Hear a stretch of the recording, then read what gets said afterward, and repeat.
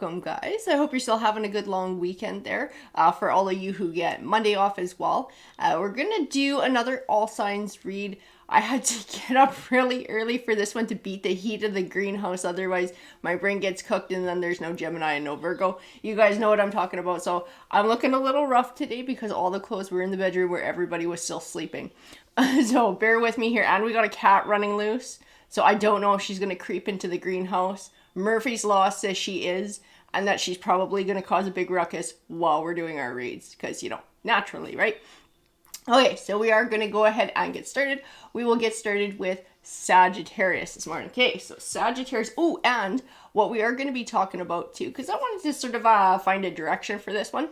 We're going to talk about what you need to know about that person who's on your mind. So this might be somebody from your past. This might be somebody who you're looking to make a part of your future. It's whoever you've been focused on, whoever you've been thinking about, what you need to know about this person. That's what we're going to ask Tarot today.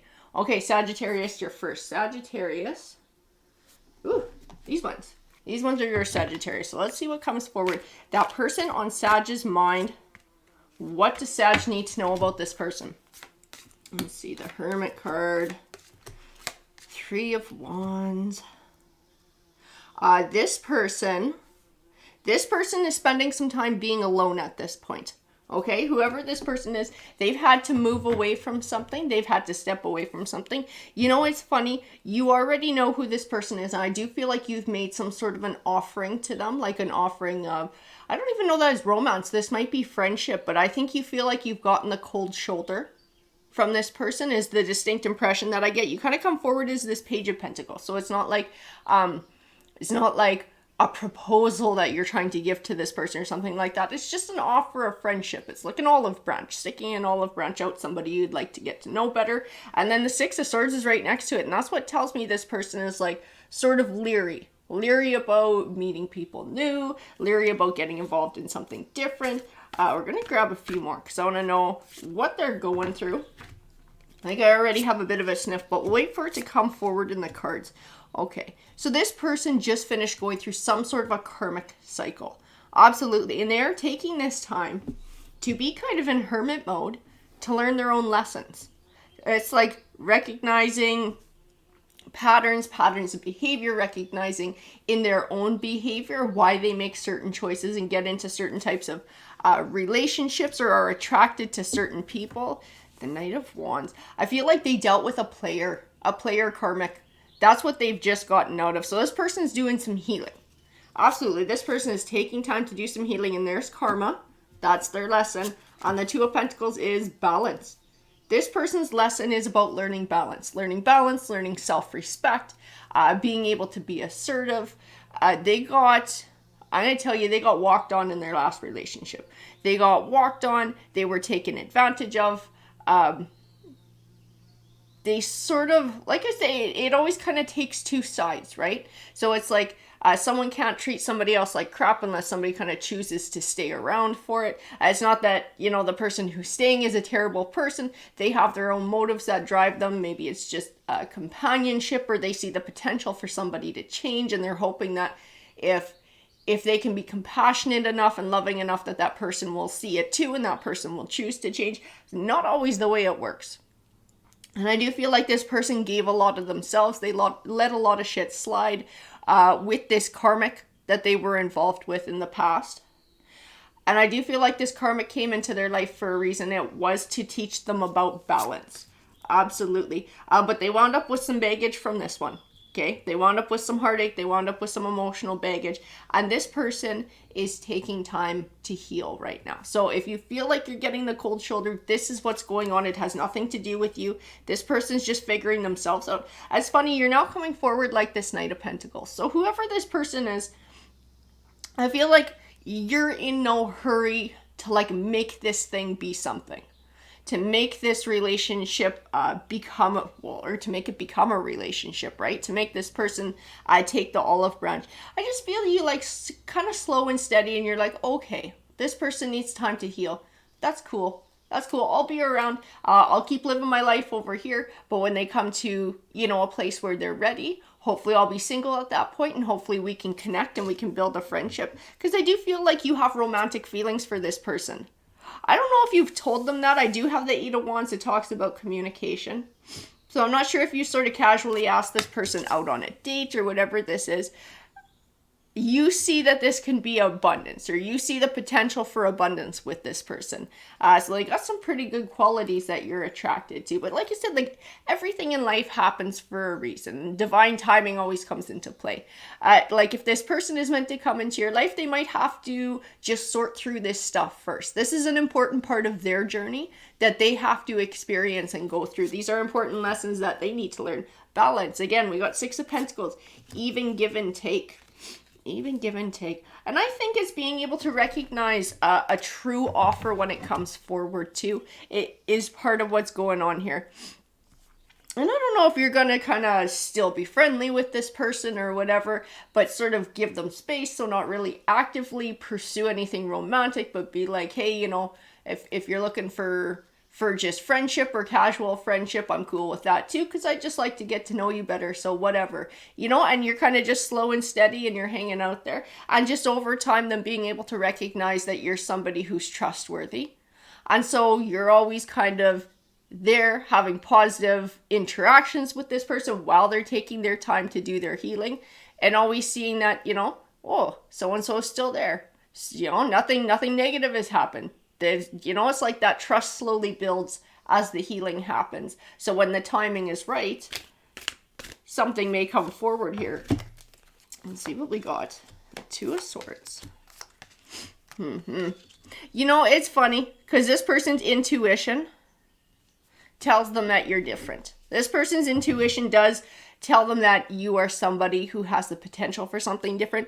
I feel a wanting as well. So I do feel like they want to take you up on your offer. I just feel like there's that fear there. And there are these things that this person needs to sort out too, because they would like to have somebody like you in their life. That Temperance angel tells me that they've actually been praying for somebody like you to come into their life so that they can have balance in this situation. If this is romance or if this is friendship, they would like to have that companionship with somebody who they can trust and somebody who they can count on, which they haven't had in the past, right?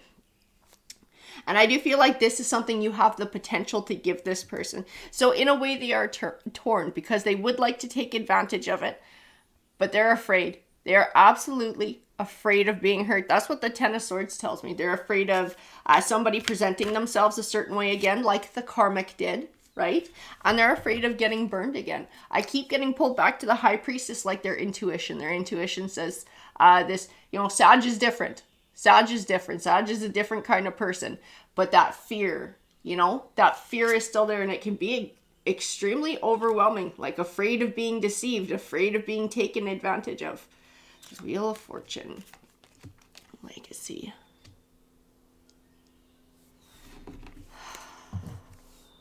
Because they would like a committed relationship. Whoever this person is, when they think of partnership, they think of something long-term. They think of something way into the future, someone they can build with, someone they can settle down with. They're not looking to just date. They're not looking to just flirt. This is somebody who, when they want to get into a relationship, they want a long-term relationship. They're just terrified of getting played again. They're terrified that somebody's a player. I don't know. I keep getting this vibe from this King of Wands. Like, I don't want to say someone too friendly, but like maybe a little bit more sexually aggressive coming forward when somebody has a romantic interest in them. And maybe that's what they've been drawn to in the past. And that's where they run into the players, and that's where they kind of get burned. And so maybe sort of coming forward and asking for a date triggered a bit of that. Even though Sag isn't a player. Sag is looking for something long-term too. It's just, this person's got fears, this person has insecurities, and this person is taking time to learn their own lessons. The Nine of Cups. Because I feel like somebody was like, you want to go out for drinks? And it was like, I don't know if that's how they got asked in the past, but it triggered something. I feel like it triggered something. It triggered emotions, and it triggered red flags for this person, even though there didn't need to be any. but they don't know Sag. They don't know what that's all about, which is the entire point why Sag was trying to get to know this person, right? So they can get to know who you are. Justice, balance. This person needs to find balance. They are holding themselves back because of a tower that they experienced, because of that karmic cycle. Because they felt like they were sort of this Eight of Swords. They had the wool pulled over their eyes. They were lied to. They were taken advantage of. They just don't want it to happen again. This is like, I just keep getting fear. Fear from this person, but also taking time to deal with their shit. And this is part of their shit, is being able to sort through the fear and being able to overcome it too. The Empress. That's funny. I get Sag's energy with the Empress card. That doesn't mean that Sag is a woman. It doesn't mean that Sag is a man. But the Empress is about growth. It's a higher vibrational person. It's somebody who is not afraid to grow emotionally, to evolve, to look at themselves in a different way, to be able to see a new truth so that they could become more. And this is somebody who's also very nurturing and kind too. And I kept getting you coming forward. It's funny, I kept getting you coming forward with the Pentacles energy instead of Wands. Wands is fire energy. But you're somebody who's looking for long term. You might have a lot of earth signs within your birth chart too, where they sort of become more dominant at certain times. Because I just feel this like steady, solid, got your feet under you kind of thing. And you're like, I'll be okay with waiting. I'll be okay. I'll just be here. Because I see this person can be a Two of Cups for me. I see this person can be, has the potential to be a deep relationship. But obviously they're not ready. So I need to take my time and maybe change my approach too. We got the Three of Swords next to the Strength card. This person, like I said, they're on a journey. They're on a journey of healing from heartbreak. And I mean, you guys know that shit doesn't happen overnight. That takes time to be able to get over things like that. It takes time to be able to sort through all the emotional shit that comes along with it. And then to be able to overcome the fears and open up your heart again to somebody new. That's not an easy task, right? And that's what this person is going through right now. So Sag is feeling like they're getting the cold shoulder. This is why this person's just going through their shit. They're sorting things out, unpacking the suitcases. What do we got going on here? Six of Wands. See, you're coming forward with the Pentacles energy again. That Nine of Pentacles, which again is like the Empress. It's that self-confidence. I'm being told the word stability. So like you're somebody who would offer stability. You know, you look like a good option for somebody, I'm going to tell you, for somebody who doesn't know you very well, if they were to just meet you, you would definitely come across as somebody who's confident, somebody who's self-assured, someone who has self-love, somebody who's very stable and sort of has their world set up and has their feet under them. That's how you would come across. So I keep getting this impression that like when this person is ready to take that leap and overcome that fear, to take that next step and leave the past behind, that's how they're going to recognize you. That's how they're going to see you. And I do feel like they will be willing to take a chance on Sagittarius. They're going to be willing to take that step forward. They're like, you're the first person who they're going to want to do that with. But like I said, patience is key and divine timing. If this person is meant to come into your life and the two of you are meant to come together, it may just take a bit of time. So having faith, having trust, and in the meantime, being kind and just being yourself is going to go a long way with this person during their healing journey and allowing them to have that time to sort through whatever it is they need to sort through and then find the courage to be able to take that olive branch that you've extended. It may take time. I'm telling you, it may take time. But they see you as that Nine of Pentacles. They will see you as this Nine of Pentacles when they're ready. That stability, that long-term commitment that they are looking for. Being able to see that you are looking for the same thing. That's a great read, Sag. I hope you guys enjoyed it. All right, Capricorn. So this one is going to be for you. So what tarot deck for Capricorn? This guy here. Okay, tarot. So what we want to know, that person on Capricorn's mind, what does Capricorn need to know about that person? What does Capricorn need to know about the person who's been on their mind? There we got a good big bunch coming forward. The Hermit card. That's funny. because that was the first card that came out in Sagittarius's read too. Completely different deck, guys.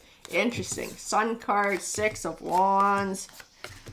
What do they need to know about that person? That person on your mind. That person views you like the 9 of Pentacles.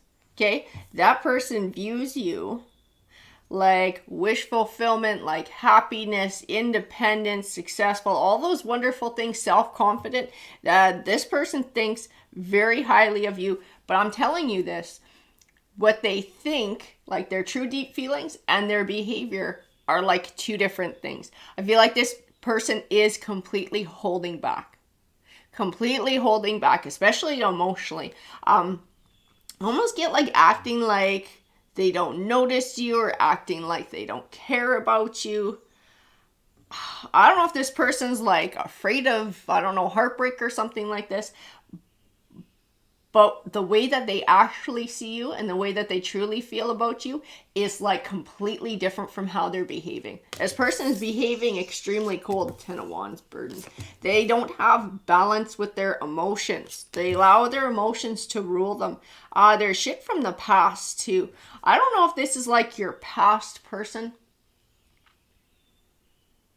because I get this vibe like the past weighs really heavy on them.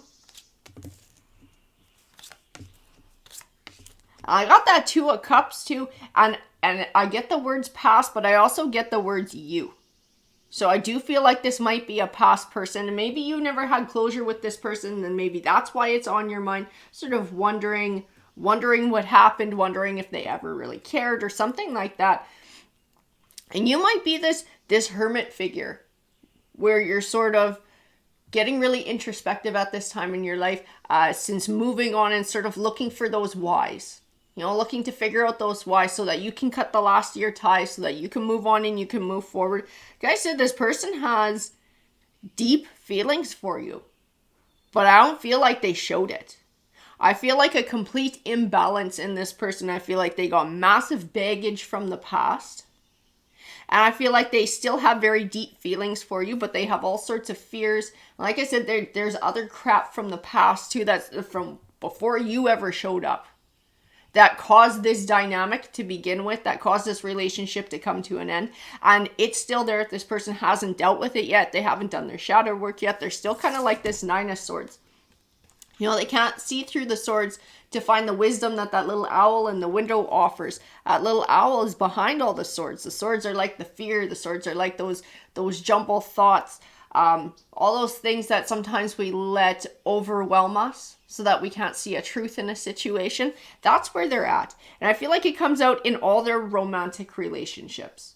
All of their romantic relationships. So before you ever came along, this would cause an issue in their relationships. With you, this caused an issue. If they move on to somebody after you, same thing. I don't think they're going to move on after you very quickly though, because this person still has deep feelings for you. This person has not healed. I do feel like this person is keeping an eye on you too, to see if you have anybody new in your life, because they don't want you to move on to somebody new. I feel like they want a second chance. I don't know that they'll come back and ask for it though, because I think they would have to apologize to you. And I don't get the vibe from this person that apologies are something they're good at, because it's sort of like recognizing behavior. It sort of digs into that shadow work and sort of stepping back and taking an honest look at yourself and seeing, you know, how you contributed to something and then taking ownership and responsibility. And I don't feel like this is something this person's really good at. They get very much overwhelmed by, like I said, their emotions, whatever crap from the past, a cycle of behavior that they seem to drive in romantic relationships. And some of it I don't think they're even aware of. It's just become so ingrained in this person now that it almost feels like normal, or they do it without thinking. The Magician. They don't want you to move on. They don't want you to move on. They don't want you to take another lover. They would like to be able to come back. But like I said, I don't think that they got what it takes to even step forward and apologize and ask for that second chance. It would mean being vulnerable. It would mean disclosing their true feelings. The Tower card. And I know you guys went through a tower. I feel like there's something more though. I feel like there's something more to it. And the Six of Swords is moving on and moving forward. I don't see this person doing that. Like, obviously, I don't think you're going back to them. I don't think that's happening. I don't think this is going to be a Two of Cups again. I think this is done and this is over with and you're going to be just moving on with your life. This person's going to have a really hard time moving on to somebody new.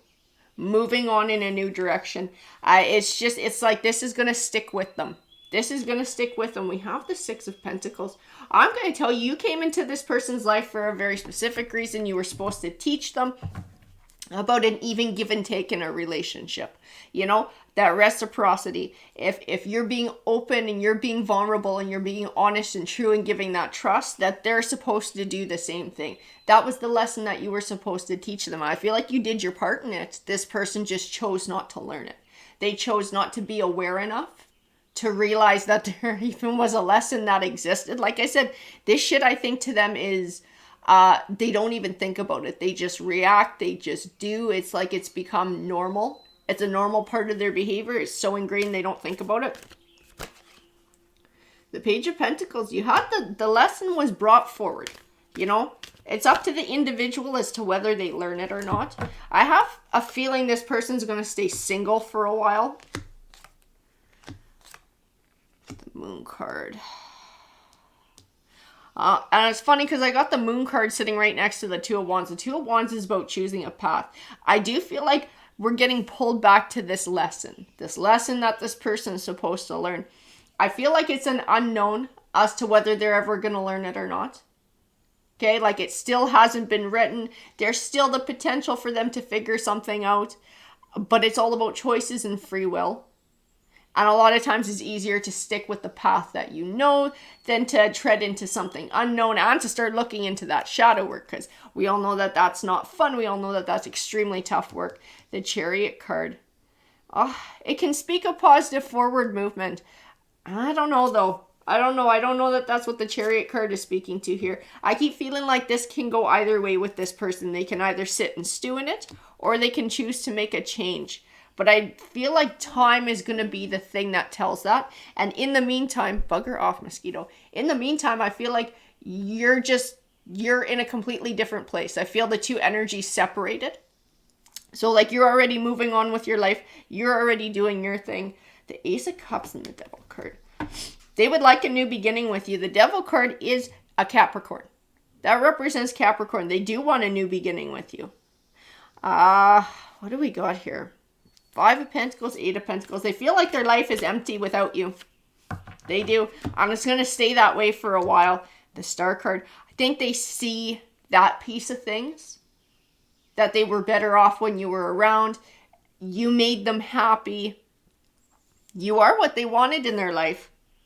But I don't know if they can pick up the other part of that, right? Which is learning the lesson. Learning the even give and take. Being able to change so that they're contributing to the relationship instead of being like this detrimental side of things and taking away from it and sort of tearing it down. The Six of Cups, I don't know. That's it's cycles of the past.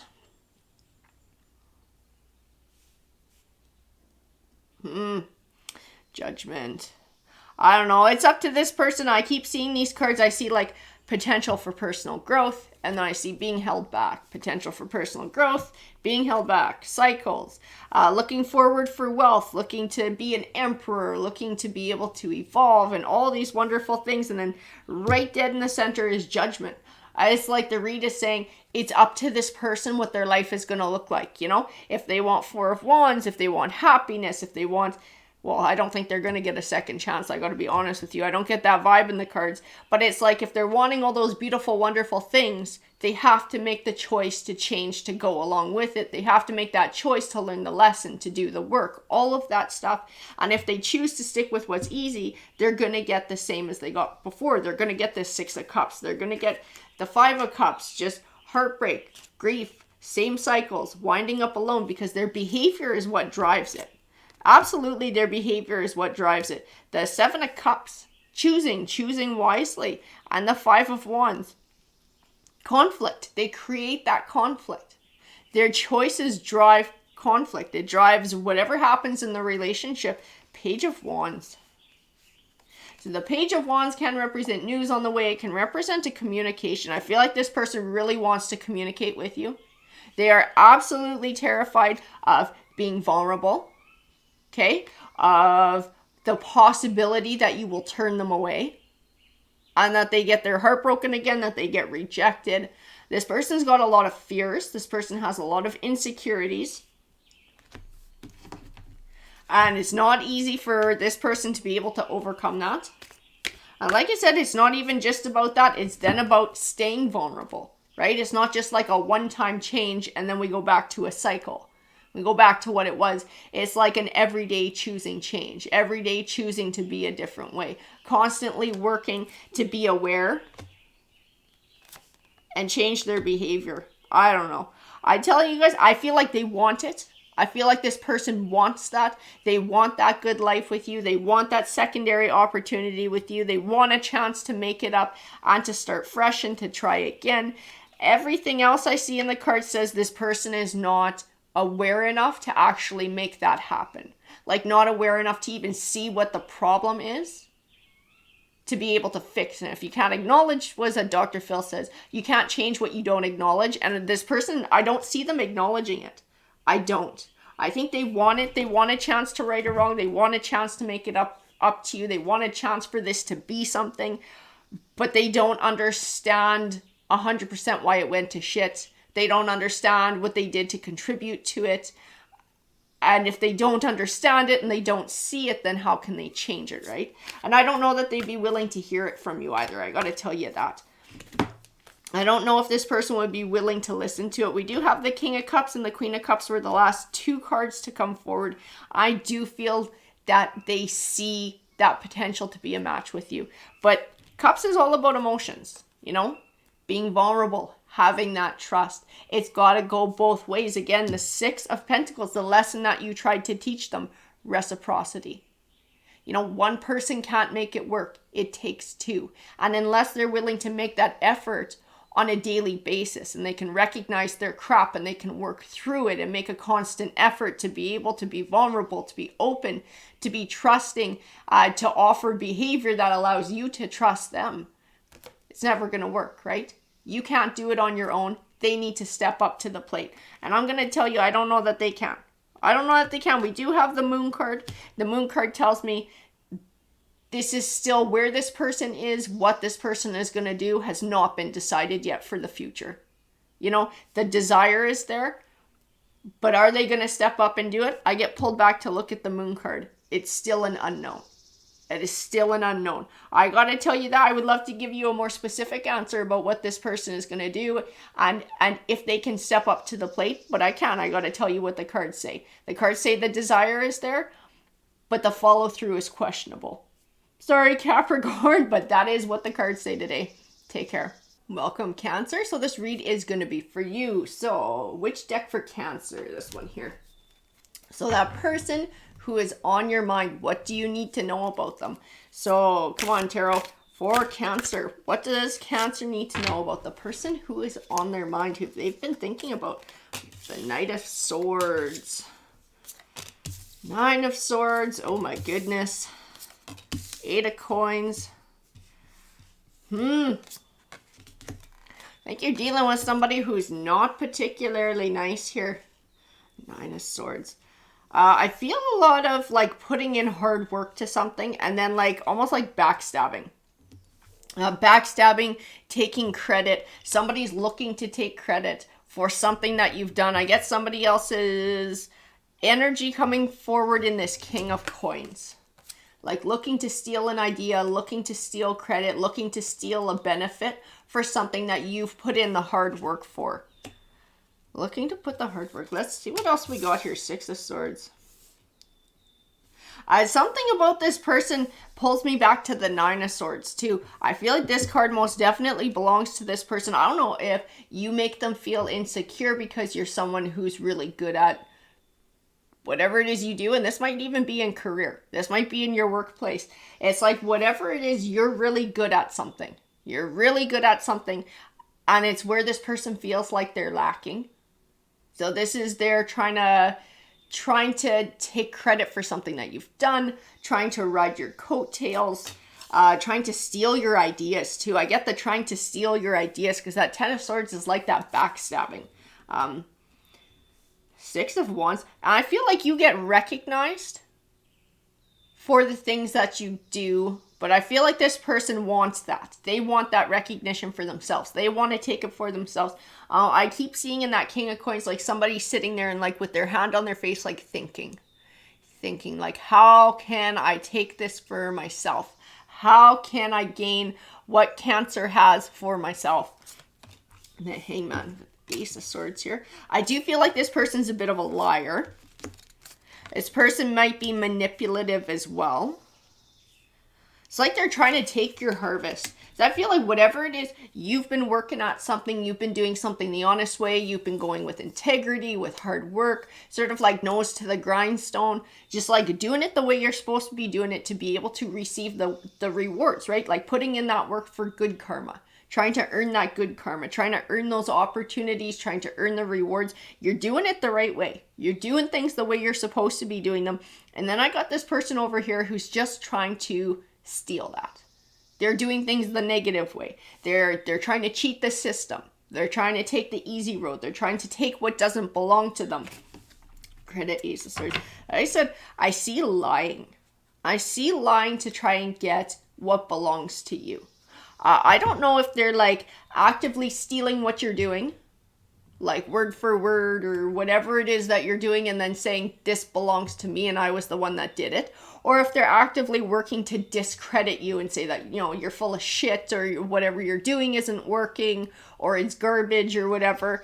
Or if they're doing both. This person might be doing both. What is going on here? Seven of Pentacles. They're trying to obtain some sort of abundance. Is this financial tarot? Like, what is going on here? The Emperor. Page of Cups. Because I have the King of Cups too. And I'll be honest with you guys, I don't know where he sits right now. He just feels, he feels like a shell. Is what he feels like. I see the card there. I know it represents a person, but I can't touch any energy behind it. It's like he's hollow. It's like he's hollow, maybe like a mask that somebody wears. Maybe this King of Coins, this represents his true intentions, that he's seeking wealth or he's seeking success. But perhaps he presents himself like this King of Cups, who's maybe a little bit softer, hey, who's maybe a little bit easier to overlook, who maybe looks like a friend or somebody who's not threatening. And this might be the mask that they wear to be able to obtain information from you about what you're doing, to be able to take it for themselves, to be able to take that credit. The Emperor. Because this person wants to feel like the Emperor. They want success. Whatever success you are actually attaining now or working towards attaining and you're starting to gain ground to get that way, that's what they're after. Absolutely, that's what this person is after. I think they ask you for advice. Yeah, like you're a mentor. As like they ask you for advice, they come to you, they pay you compliments. That's where this King of Cups fits in. This person acts like they admire you. How do you do that? Oh, that's such a great idea. Where'd you come up with that idea? Oh, how do you go about doing that? This person, like, they try and make it seem like feeding your ego, trying to feed your ego to get you to give them information. But they're playing a game. They're playing a con. And they just want that info. And they want to take it for themselves and leave you like this Five of Coins. They want to leave you out in the cold. They want to steal your ideas. The Queen of Cups. I get that you're somebody really creative too. But you're also a little bit more empathetic. You know? So if somebody's coming forward to you and they're like, man, like I'm really struggling. Oh, you have such great ideas. How do you do that? What you see is somebody who could use a bit of a hand. Somebody who could use some encouragement. Right? So your heart is like, oh, I'm going to reach out to this person. I'm going to encourage them along their journey. I'll give them a little piece of advice, something that helped me, da-da-da-da-da-da. You know, you got true motives. You're looking to help people. But really, this person's a fucking King of Coins. This person's a greedy asshole. This person is shisty. They're looking to backstab you. They're looking to discredit you. And they're looking to take your place. That's what's going on here. They're looking to pull the wool over your eyes. They're mistaking your kindness for weakness, and they're trying to use it against you, which is absolutely awful. You are the Empress too. You're coming forward in the Empress energy, which just means that you sort of have that self-confidence, but you're somebody, again, who's empathetic. You might be intuitive as well. You are looking to help others. You're not somebody who's afraid of personal growth. So helping others to find that is something you would enjoy doing as well. Reaching out that olive branch. The Eight of Swords, the Queen of Swords. Who's the Queen of Swords here? Queen of Swords, Eight of Swords. I'm going to grab a few more because I want to know where those two cards sit. They don't feel like they belong to you. Where did they sit, and what does Cancer need to know about them? Oh my God, we're getting lots of energies here, guys. The Fountain card. I'm going to tell you, this isn't the only person who's doing this to you. I feel like you got a lot of jealousies and you got a lot of competition. And whatever it is that you're doing. Whatever it is that you're doing. I feel like some people take that sneaky pretend friend route. And then I feel like some people are just cold and they take a different route and try and cut you down.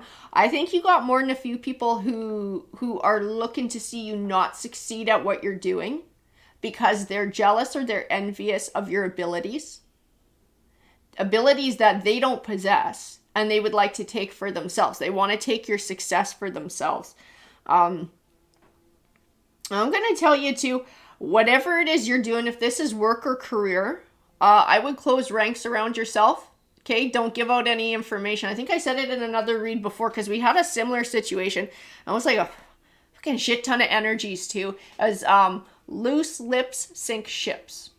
Okay, so what I would do here, and whatever the situation is that's going on, if this is workplace, whatever the fuck this is, keep your business to yourself. Whatever it is that you're doing, your creative ideas, I would keep that to yourself and not let anybody know, and quietly work on your success by yourself.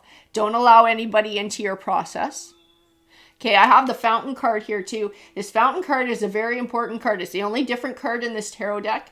And it sort of speaks to that base level of evolution. I always see it like a very critical crossroads. One that can take your life in one direction or in a completely different direction based on a choice. I do feel like it's your choice to be open to others or to stay close to yourself. In this situation, I feel like being open to others, being open and speaking about your journey, speaking about your creative process, all of these things that you're doing, has the ability to hurt you. Being open to feeding into conflict with others, if somebody's egging you on, getting involved in that, this is going to hurt you too. I keep feeling this like close ranks. Close ranks. Look after yourself now. This is a time for whatever it is you're doing to just get focused. Focused in on that. Don't get focused on what everybody else is doing. Just focus on yourself. Focus on your journey and your path. And doing it the best way that you can. And keep doing it the way that you have been doing it. Whatever you're doing, I feel like it's helping to move you in the right direction. The Death card. Yeah, Page of Swords, you're getting spied on. You're absolutely getting spied on. And it's by multiple people. This is not one person who's spying on you. This is multiple people who are spying on you. It's kind of creepy, really. But if you're closing ranks and you're not getting involved and you're taking active steps to sort of not allow any information out that's going to do you any harm to these people, then I mean, they can kind of spy all they want. They're never going to see anything that anybody else is going to see, right? Like if you just present a certain thing or a certain amount of information to whoever, that's all they're going to see. They're never going to get anything more out of it. The Two of Wands, choosing a path. And I say don't get involved. Don't get involved with these people. Like if you get, somebody's trying to draw you into an argument, somebody's trying to egg you on to something, don't do it.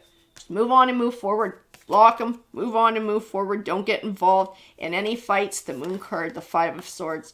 There's still more shit to come on your journey. Okay, and that's why this is coming forward too. Feel like you've had a conflict already. This conflict is not over. This person has a grudge, a very heavy grudge, and there are more people out there who are jealous. You're going to experience this same thing. I was trying to figure out if it was just going to be like one more time. No, there's going to be more. It's going to be multiple. That's what my spirit guides are telling me. There's going to be more of this shit going on. The more successful you are, the more of it you're going to have, is what I'm being told. So as you gain success on whatever this endeavor is that you are after and actively working towards, and I do see that success is in your future for it, because you are talented and you are capable and you are making all the right choices, moving in the right direction. Moving with integrity is extremely important. Truth and integrity. I see that more of these people are going to come out of the woodwork and try and tear you down. The more powerful you are, the more these people are going to try and tear you down. But as long as you keep your integrity and you stick to what you're doing, you don't get involved in petty crap, you don't sort of allow your secrets to get out, and however your creative process works for whatever this is that you're doing, and all the hard work and all the sort of stuff that goes on behind the scenes that maybe people don't see, as long as you keep that shit to yourself, they're never gonna know. It'll be up to them, if they're your competition, to figure out their own freaking process. They don't get to mooch off of you. They don't get to leech off of you. Don't get down in the dumps. Don't get down dirty fighting with them, because that just makes you look bad. Be the bigger person. Keep that integrity and stay on your path. Because like I said, I do see success in your path. But you got more of these people hanging around, and there's already a lot of them. I feel like some of them are smaller and may peter themselves out and sort of go find other targets after a while. But some of them are going to stick with you for a really long time. Beware of, like I said, beware of anybody who treats you like a mentor or wants to try and turn you into a mentor, and who tries to flatter you first and then gain information. Be wary, because that is a sneaky person. That is not somebody who they actually are pretending to be. That's something completely different behind the scenes. There are ulterior motives there. The 9 of Coins. I just see you moving towards success. It's funny though, I do have the 4 of Coins and the 6 of Cups. I feel like this shit can stall your journey. Okay? Other people can stall your journey if you allow them. If you allow them. And that's the entire point of this read. This person that's been on your mind. There's actually multiple people that you don't realize that are trying to stir up trouble for you. This person who's been on your mind though, this is not your friend. This is this King of Coins. This is somebody sneaky behind the scenes. This is somebody trying to obtain knowledge from you. I don't like being like that, because I don't want to make you guys feel like you can't trust nobody. But there are people out there who you have to be cautious of. These people are those people. As I just keep feeling that, like closing ranks, not revealing your secrets. Loose lips sink ships. And like I said, I'm sure I said that before in a read. I think it was not that long ago. It was a very similar situation. So that read might have been for you too. It's just like, keep your process to yourself and stay the course. Stay honest, stay true to yourself. Keep that integrity. Don't allow anybody in. Don't allow petty conflict. Because these people all have ulterior motives, and that ulterior motive is to see you fail. That's what you need to know about these people. They want to see you fail. They all see you as competition. They all see you as a threat. So don't allow them in, and don't allow them to get a foothold. Alrighty, Cancer. Have a great day. Alright, Taurus. So this is going to be your read. So which deck does Taurus need? This one called to me right away. So this is going to be, what does Taurus need to know about the person that's on their mind? The person on Taurus's mind. Let's see. We got 3 of Cups was our first card that came forward. Let's see what else we have. What does 3 of Cups represent? Ooh. This person that is on your mind. I gotta tell you, I think somebody's getting some karma. I know none of these cards represent that, but I just keep feeling this like balance, karma, somebody getting what they dished out. I feel like this 3 of Cups represents a third-party relationship. I do feel like this might be somebody from your past, something that you're healing from. Maybe your ex-person. It was like a relationship you tried to nurture, a relationship you tried to build. I feel like you kept giving and offering of yourself. I don't know if there was a lot of, like, if this had happened in the past and forgiveness was a part of that. But I feel like you let some shit slide. Because you saw potential in this person. You saw potential in the relationship. You wanted to make it work. You know, so you were like, I have to be kind, I have to be understanding, I have to be patient, I have to be loving and nurturing, and all these wonderful things, these qualities that you possess. And you gave that to that person, and they never repaid it. I just keep getting a really cold feeling from this person, like cold and unfeeling. And I do feel like they took up with a third party. But I keep, and like I said, none of these cards represent karma, but I keep getting karma, reaping what they've sown, getting what they've sown. I do feel like they moved away and chose to go to this karmic, this third party. The moon card, secrets. Yeah. Whoa, there it is. Secrets. I do feel like it was a secret relationship. It was something they kept a secret from you. And they moved from you to go to whoever this was. The Wheel of Fortune. But see, there we have it. There we have the Seven of Pentacles, reaping what you've sown. Wheel of Fortune turning. I feel like at first they thought they had made a good choice. Like at first they thought this karmic, this third party was really great and really awesome. I feel like it's turned around since then. The Chariot card. Ace of Pentacles. And there's justice and balance. You know why? Because that karmic did the same thing. I feel like they gave to that person. Like they saw that person as somebody they were going to really enjoy time with for a long time. I don't know if they were thinking marriage. But this is a relationship they really thought was going to be great. So I feel like they actually wound up giving and giving and giving and giving and giving. And the person that they were with just wound up taking and taking and taking. So it's like the exact same thing over again, but roles reversed. This person got to figure out how it freaking felt to be the only one giving in a relationship and the other person just taking and not offering anything in return. And to wind up feeling like you didn't even freaking matter. I'm going to grab a few more. I have a sneaking suspicion there's more to this story, but we're going to let Tarot tell it. The Nine of Cups. I think they figured they got wish fulfillment. And I'm already telling you, that karmic that they were with had another lover on the side. They had another third party going on. They wound up on the receiving end. It's amazing how that played out, just like exactly the same as what they did to you. As to teach them a lesson. To teach them a lesson about respect, about respecting others. Yeah. I don't know if they're coming back your way too. That Death card represents an ending. You know what? You know this is happening. This High Priestess, this is your energy. You have a sneaking suspicion that shit wasn't working out so good over there. I think there's a part of you that already knows that that was not going the way that they planned it to go.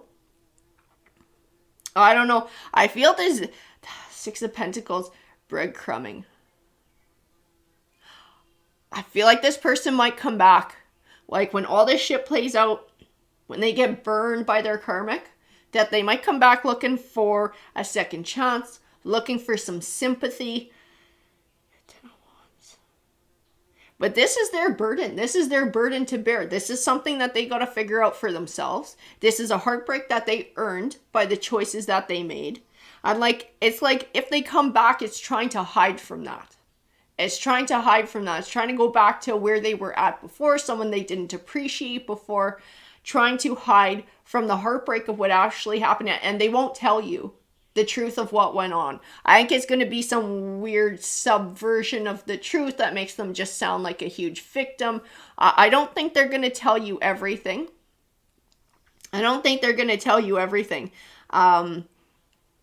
Because that would be embarrassing. Because they would worry that you would tell them, I told you so, or you earned that, or how does it feel, something like that. King of Wands, they're still in player energy though. This person is still in player energy. This person still hasn't figured nothing out. There's still this King of Wands, still led by their passion. Eight of Swords, still absolutely blind to the lesson that you were supposed to teach this person. You coming into their life was supposed to show them how good a partner can be. What a real partner is all about. Somebody who gives, that reciprocity, the even give and take. It was an opportunity for them to be able to step up and do that too. And then to have a very fruitful relationship and partnership. But that's not a lesson that they were willing to learn. If they had, they would have been able to evolve into this Emperor energy. But instead, they sort of stayed in that Eight of Swords. They stayed with the wool pulled over their eyes. They stayed in this loop of behavior. They stayed blind to the lesson that they were supposed to learn to be able to ascend. Like this Four of Cups, they're still emotionally shut down. They're still emotionally shut down. Eight of Swords. They just see that somebody did something wrong to them. As I gotta tell you that. They don't see how it all connects. They don't see the truth of what they did to you and how they really affected you and the gravity of it. They're just like in their ego. They're in their own feelings. I'm telling you, this person might actually be an Aries too. Aries is a fire sign, which Wands represents, and the Emperor actually represents an Aries. So that might be who you're dealing with here. But this person's still holding back. They're holding back the truth about what happened in this relationship. Okay, what's happening in their third party relationship if this person comes back, and they're holding themselves back from changing. Because there we go, Knight of Wands, they're still in player energy. Still in player energy.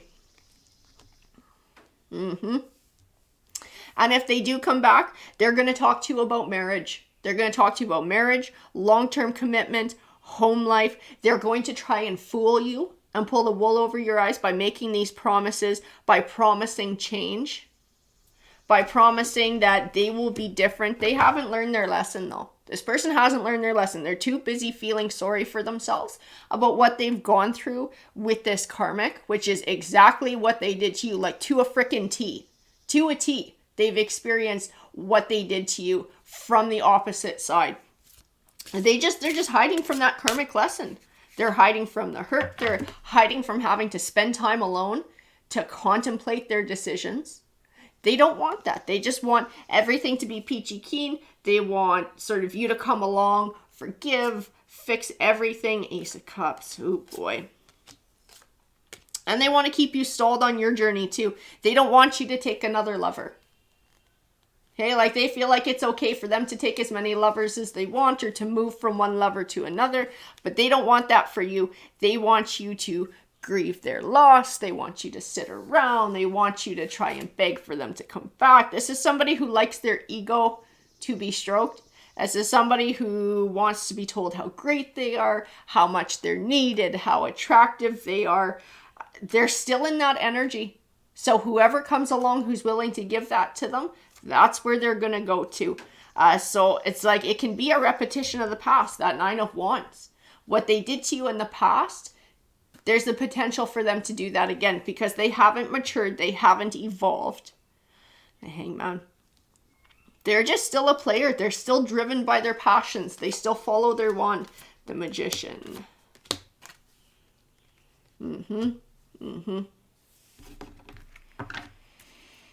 It's funny because your energy is coming forward like the Pentacles. First the Queen of Pentacles, now the King of Pentacles. I feel like you've learned your lessons. You've done your hard work. Feel like for you the lesson is also even give and take. But for them it was stepping up and being a part of that. For you it's scaling back. And it's not giving too much of yourselves. It's sort of giving the other person a chance to step up and do their part too. Right? Because it can't all be just you giving. It's got to be the other party as well. And recognizing when somebody's not willing to step up and do that. And not settling for that. Not settling for being the only one who's giving. The only one who's being a part of things. The Devil card, the Magician. Because being giving like that, that is like that Devil card. It has the negative effect in your life, right? With these relationships, if you're the only one, it kind of sets the tone. And then the other person never gives. The other person never steps up because you're the only one doing it. You're doing all the giving. So it's like being able to recognize that that serves you in no way, shape, or form. That is kind of like a monkey on your back. It kind of holds you back from finding success and being able to change that dynamic on your end, so that you don't wind up repeating the same cycle. And I feel like you're smart enough to understand this. So I got you as King of Pentacles sitting next to the Eight of Pentacles. You're learning your lessons. I do feel like this is a situation that's not going to repeat itself on your end. The Magician says you can manifest what you want in life. And I do feel like this is part of what you're figuring out too. Is part of that lesson too, is that you can contribute in an effective way to the dynamic of the relationship by forcing the other, well, I guess not forcing, but it's like holding that standard that the other person has to give, right? And if they don't, well then that's an unhealthy dynamic and it's something you might need to step away from, right? I do feel like these are lessons that you're learning. This person hasn't learned their lessons. I'm telling you that. They have not learned their lessons. They're still in player energy. They've experienced, it's like they've experienced exactly the same thing that they've put you through. I can't see a more clear freaking lesson from karma than what's gone on in this situation. And they are still completely freaking blind to it. So if they come crawling back, if they come back for sympathy, if they come back preaching about marriage and long-term commitment and all of that shit, you need to recognize, because that's what this read is about, what you need to know about that person who's on your mind. This person is still in the energy that they were when the situation occurred to begin with. Nothing has changed in their mind, their heart, or their soul. They are still that same person, but you've changed. You've changed and you've grown. But you need to be aware of where they're at if they come crawling back to you so that you can make a choice that's going to be positive in your life. Alrighty, Taurus, take care. Welcome, Libra. So this is going to be your read. So what deck do we use for Libra? Pull to this guy here. Okay, so Tarot, can you tell us that person on Libra's mind, what does Libra need to know about them? What does Libra need to know? We have the World card. Ooh, Page of Wands, Page of Swords. Lots of Page energy, Temperance. Wheel of Fortune, Nine of Wands. Somebody's been keeping an eye on you. Somebody's been watching you. Who is this? Is this positive? Is it not? Nine of Wands. I get the word overcoming with the Nine of Wands. I don't know if this is like overcoming fears, overcoming something. Tell me more about this person who is on Libra's mind. Temperance is balance, that Wheel of Fortune turning. I feel like somebody wants to contact you. Somebody wants to reach out. Somebody wants to make contact with you. Somebody keeping an eye on you. The Moon card. You don't know who they are. I think it's a secret admirer. I think this is a secret admirer. That's funny because it's like a person on your mind. I don't know if you've been thinking about romance lately, or you've been thinking about starting a new romance, or maybe you have an idea about somebody in your head, or somebody you've met, or a casual acquaintance. But somebody is keeping an eye on you. This King of Swords. Okay, I'm going to tell you what I get off of this King of Swords, because this is who we're talking about. This is the one who's been looking at you. I do get a good positive vibe off of this person. I don't feel that they're really a touchy-feely, sort of fluffy, soft kind of person. They might seem a little bit cooler, maybe a little bit more stern, a little bit more rigid. They're not a bad person, though. I feel like they're also quiet. They don't do a whole lot of talking, too. They do a lot of listening. And I feel like this is part of their Page of Swords. This is part of their kind of their spine. They're keeping an eye. It's like listening, trying to pick their moment, trying to pick their time. Maybe overcoming insecurities or overcoming fears. Looking for just the right words to say to you. This is somebody, when they say something, they choose their words carefully. So it has a lot of meaning to it. It might have a deeper meaning than what comes forward to. The Three of Wands. I got two aces in this row. This is somebody who looks at you like a good choice. This is somebody who's looking at you like a future. Okay? They're not just looking at you like you're some kind of an option, a romantic option, or a third party, or some crap like that. Like, this is somebody, I get this vibe, like, they make very careful decisions in their life. Job, finances, romance, all their choices are very carefully thought out. This is somebody who's pretty meticulous. Somebody who's very smart too. They're watching right now to see what kind of an option you are. And you're looking pretty positive to this person. Because I got lots of positive cards. That Wheel of Fortune card. Two different aces. The World card. I do feel like this is somebody who wants to come forward. And this is somebody who wants to be able to make contact with you. I'm going to grab a few more because I got the Chariot card and the Ten of Wands. And the Ten of Wands tends to represent burdens. Burdens. King of Cups. Interesting. I think you've been I think you've gotten out of a relationship. I think you're moving on and moving forward from something in a relationship. The Lovers card. Lovers card. This person is going to be like the opposite of who you've dated before too. I got the King of Cups coming forward next to the Lovers card, and I do feel like this is part of your past. This is part of where some burdens have come from. This is part of what you're healing from. And it's like, that was an energy.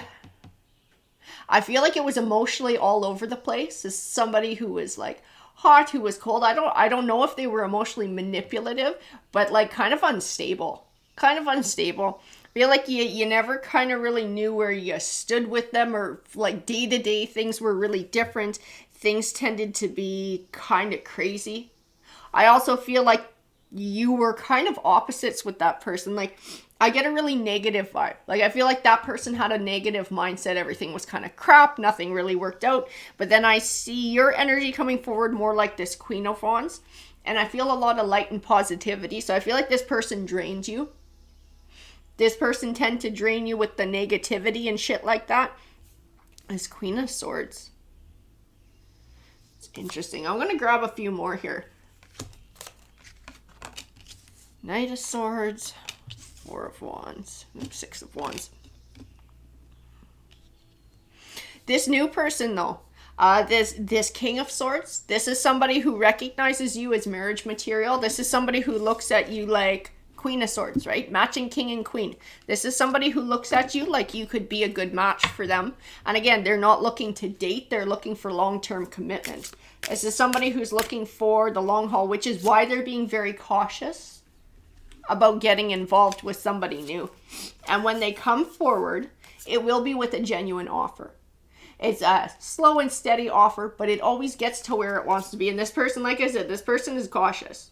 This person is cautious. So this is not somebody who would jump into getting married after a very short time, you know, of knowing somebody. This is someone who would want to take their time, who would want to get to know someone and what they're all about, to allow that person to have the same opportunity about them, to be very careful about making that choice, to be careful about blending lives together. Ten of Swords. They most likely been burned in the past too. So that Ten of Swords can represent a disappointing ending. I'm going to grab a few more because I got the Eight of Wands next to it. Whoa.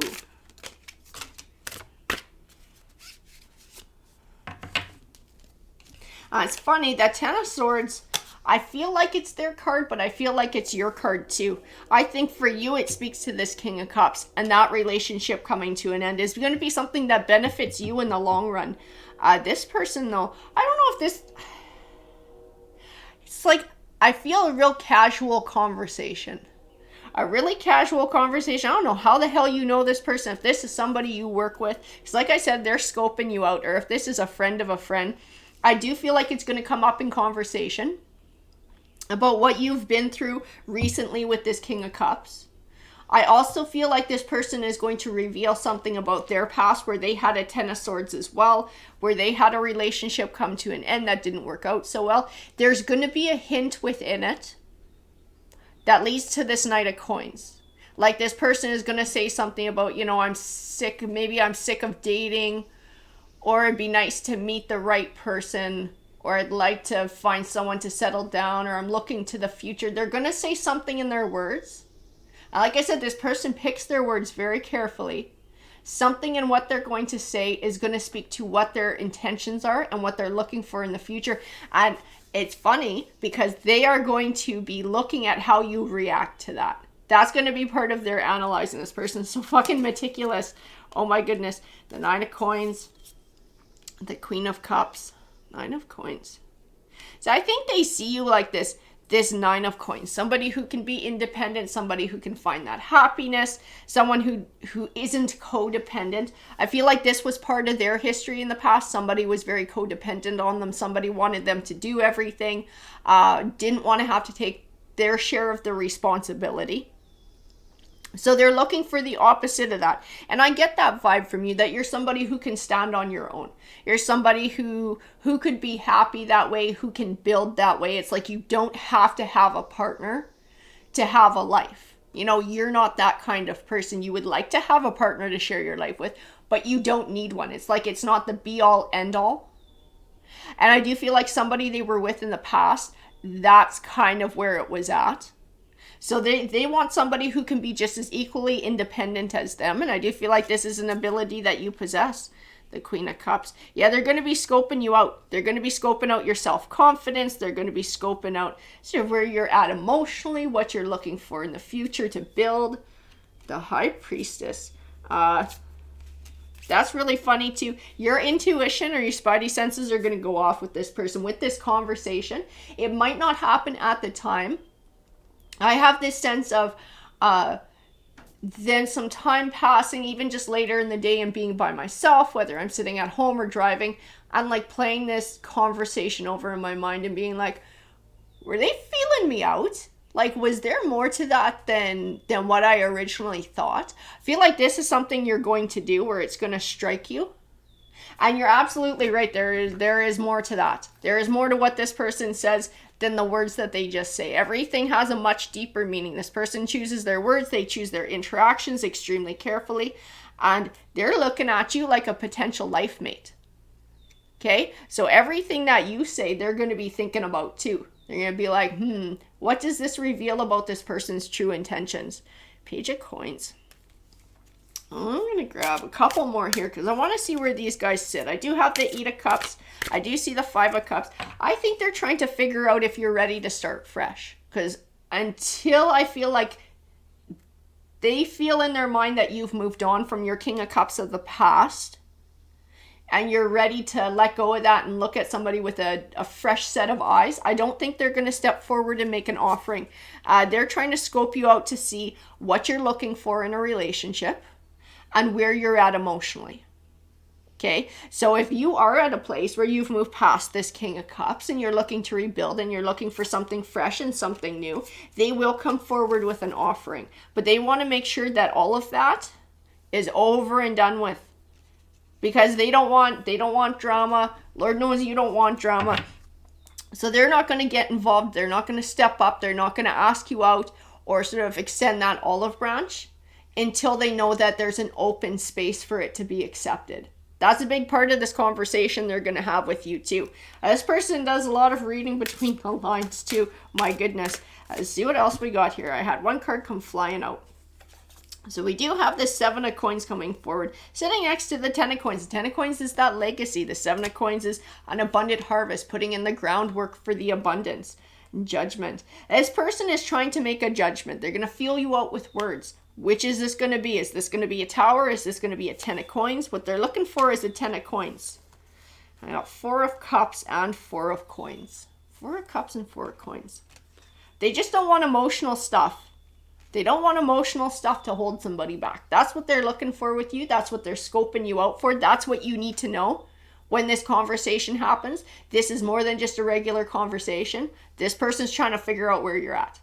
This person's trying to figure out if you've moved on from your Tower, if you've severed ties with those emotions, if you've been able to do that work and release it and are ready for a new future. Because when they feel that you are ready for a new future, this person will step forward and is going to ask you out and is going to try and stir up a romance with you because they are looking at you like you are a good potential mate.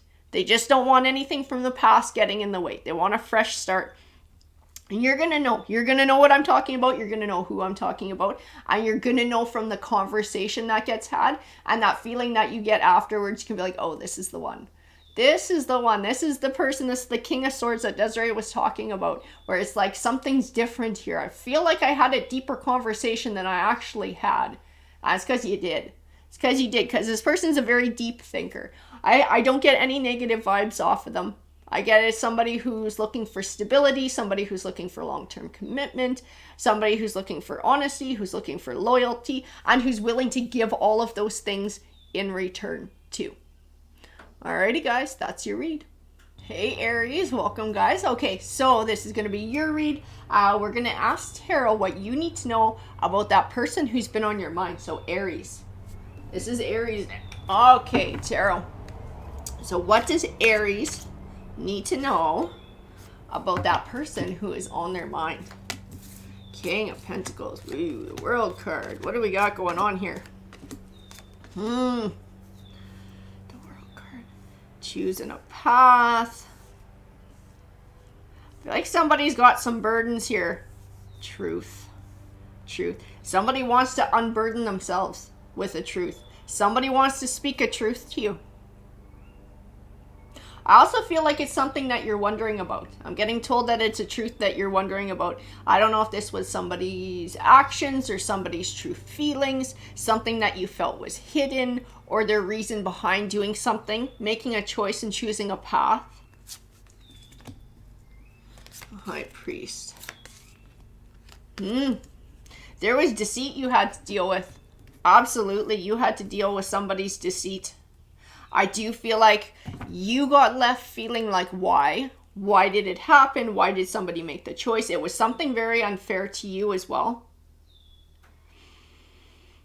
The High Priest, and I feel like somebody wants to unburden themselves. Somebody wants to speak a truth to you. It's like a burden that they've been carrying for a while. It does have to do with this lie. It does have to absolutely do with this unfair lie. Four of Wands. Ooh. Ooh, my goodness. Okay. You might not like this read. You might not like this read. I gotta warn you ahead of time. Somebody you've been dealing with has sort of presented themselves like a King of Pentacles. This is this stability. This is this success, this nurturing, this growth. Somebody who's solid, who you can count on. Somebody who would probably present themselves like a good romantic partner. Okay, in reality... Oh, you guys are going to hate this, but I got to say it because Tarot's bringing it forward. This person's actually married already. They are married and they are being a player. They're more like this King of Wands. They're following their passion, following their wand, the Four of Cups. This is the lie. This is the lie that, I don't know if you've been wondering if something's going on, if something's weird, or what's going on with someone, or you wonder why somebody stepped away from you in a romantic relationship and it seemed abrupt. Whatever it is, this person is actually already married. They are married. The Nine of Swords, Six of Swords. I grab a few more here. You know what? That's what it is. They are unhappy in their relationship. Okay, I am not excusing what this person is doing. I also need to say that. But I got to tell you what the cards are telling me. This person is unhappy in that relationship. Okay? That's a relationship they would like to be able to walk away from. They see your energy more as somebody who would be a good match for them. Somebody who they would like to build a life with. They feel like you guys are more balanced. You guys are closer to soulmates. I don't know that this person is willing to step away from their home life and whatever responsibilities lay in there. They get a lot of anxiety when they think about it, when they think about stepping away from whoever that is. Whoever they have built a life with, whoever they have made that commitment to. Those people are very much invested in each other. Okay? Even if this King of Wands is stepping away, like financially, they're very invested in each other. They have lots of joint assets. Oh my God, the cat is climbing up the side of the fucking greenhouse. It's naturally, she's got to wait until we're doing the read and do this right in the middle of the freaking read. But this person is, like I said, like they have joint assets. They might have kids together. These people have built a life together. Absolutely built a life together. Lots invested. And it terrifies this person to step away from it. It terrifies it. They lose. That's the word that I'm being told. Lose. Losing the home, perhaps losing access to children, having to go through a divorce, having to lose money. Like that's a lot of hassle to this person. That's a lot of fear. That's a lot of anxiety for the loss. I'll pull more cards. I get this distinct vibe that this is not something that they're ready to do. We'll grab some more. Like I said, this read is not going to resonate with everybody, as is a pretty specific read. The Magician, the Fool card. I do feel like this person has been manipulative, but it's not just to you. They've been manipulative to the person that they've been with, right? Because they're cheating on that person. They're cheating on both of you. They haven't told you that they already have somebody else. You know? They haven't told you that they are in a committed relationship. The Sun card. I do feel like they have children with their spouse. I also feel like it's emotionally, like between them and their partner, they're not connected emotionally. They don't talk. It's more like existing in the house together. So that's why I could feel like this person is unhappy with that situation. But they're still in this Two of Swords about what they're going to do about it. You know, they're still sitting in it. They're still stewing in it. And then they're taking advantage of two people. The person who they've made a deeper commitment with and with you, right? About lying about being married. I'm going to grab a few more here. The King of Pentacles, Page of Pentacles. Lots of offerings coming forward. Lots of pentacles. This person wants to be the King of Pentacles. When they're with you, how they present themselves, that's how they really want to be in life. That's not who they are. And the rest of their life, it's not. But that's who they want to be. Like, that's who they wish that they could be like that. They wish that they could be like that with you all the time. They wish that that could be their true self. I feel like when they're not with you, they're thinking about you. They're thinking about you. They're thinking about a life that they could have with you if they were brave enough to step away from the situation that they're in and do the right thing on that end. The Ace of Cups, that's what they would like. They would like to move away from the relationship that they're in, the committed marriage. They would like to bring that to an end and to start a new relationship and start a new life with you. Like I said, there's lots of fear and anxiety with that though. And they've already started things out with a lot of lies. With a whole lot of lies. Not telling you that they're already married. You know, allowing you to think that they're available and single and then putting you in a position where you're like a third party now. And that's not fair to you either. And I don't think they see it that way. I absolutely don't think they see it that way. I think this person is looking at this from a very selfish point of view. Very selfish point of view. And I think they've been unhappy in that relationship for a long time. But there's something about you that they feel a soulmate connection to. And has actually put this in their mind that maybe they should move in this direction. They should think more seriously about stepping away from the situation that they're in. Oh, the Death card and the Eight of Wands. The Eight of Wands is communication. They want to bring the lie to an end. This person wants to speak the truth to you. That's what's going on. This person who's on your mind, who you need to know about, this is what's happening. This person wants to speak this truth to you. They want to come to you and they want to tell you. They are still married. They are still married. They have a lot of fear and anxiety about stepping away from that situation because of the consequences that come along with it. You know, the financial aspect, the emotional aspect, most likely children, and how all that's going to play out too. This person has a whole lot of fear, a whole lot of anxiety. I do feel like part of what they're going to tell you is you're the one that they want. You're the one they want to spend their life with. And I do feel like that is a genuine statement. I do feel like their emotions for you, their feelings for you are genuine. That is what I do feel in the cards. But this person has started things in a very dishonest way. And like I said, I don't think they understand the position that they put you in and how this can hurt you by making you a third party. I don't think they understand the gravity of what they've done to the person they made the marital commitment with, and then also the effect that that's going to have on the child. Okay, so I do feel like this person is still looking at things from a very selfish point of view too. So I don't, like I said, I'm not going to say this person can't mature. I'm not going to say this person can't understand if you tell them where you're coming from or how you feel about the situation. I just know that right now, they're not thinking about that. They're thinking about what they want and what's going to make them happy. And they do want a 10 of Cups and a family life with you. The Temperance card is about balance. They just have this idea of what that 10 of Cups is to them. That happy family life. And that's not what they have right now. They see that you have the potential to contribute to that for them in their life. But they're going to have to go through a whole lot of shit to get to a point where that can exist, right? Because they got a lot they got to go through if this person chooses to leave the situation that they're in. That's still an if. I don't see that in the cards. I see them wanting. I don't see them doing. That doesn't mean it's not going to happen. It just means I haven't seen that in the cards yet. It's still something they're mulling over. It's still something they're playing with. They see you as Nine of Pentacles. They see you as happiness. You're somebody who they want to build with. They want a new beginning with you. They want a Two of Cups with you. They want to have an abundant life with you. The Moon card, these secrets need to fucking come to an end though. Absolutely. They need to quit lying to you. And they need to quit lying to the person that they're with. And they need to quit lying to themselves.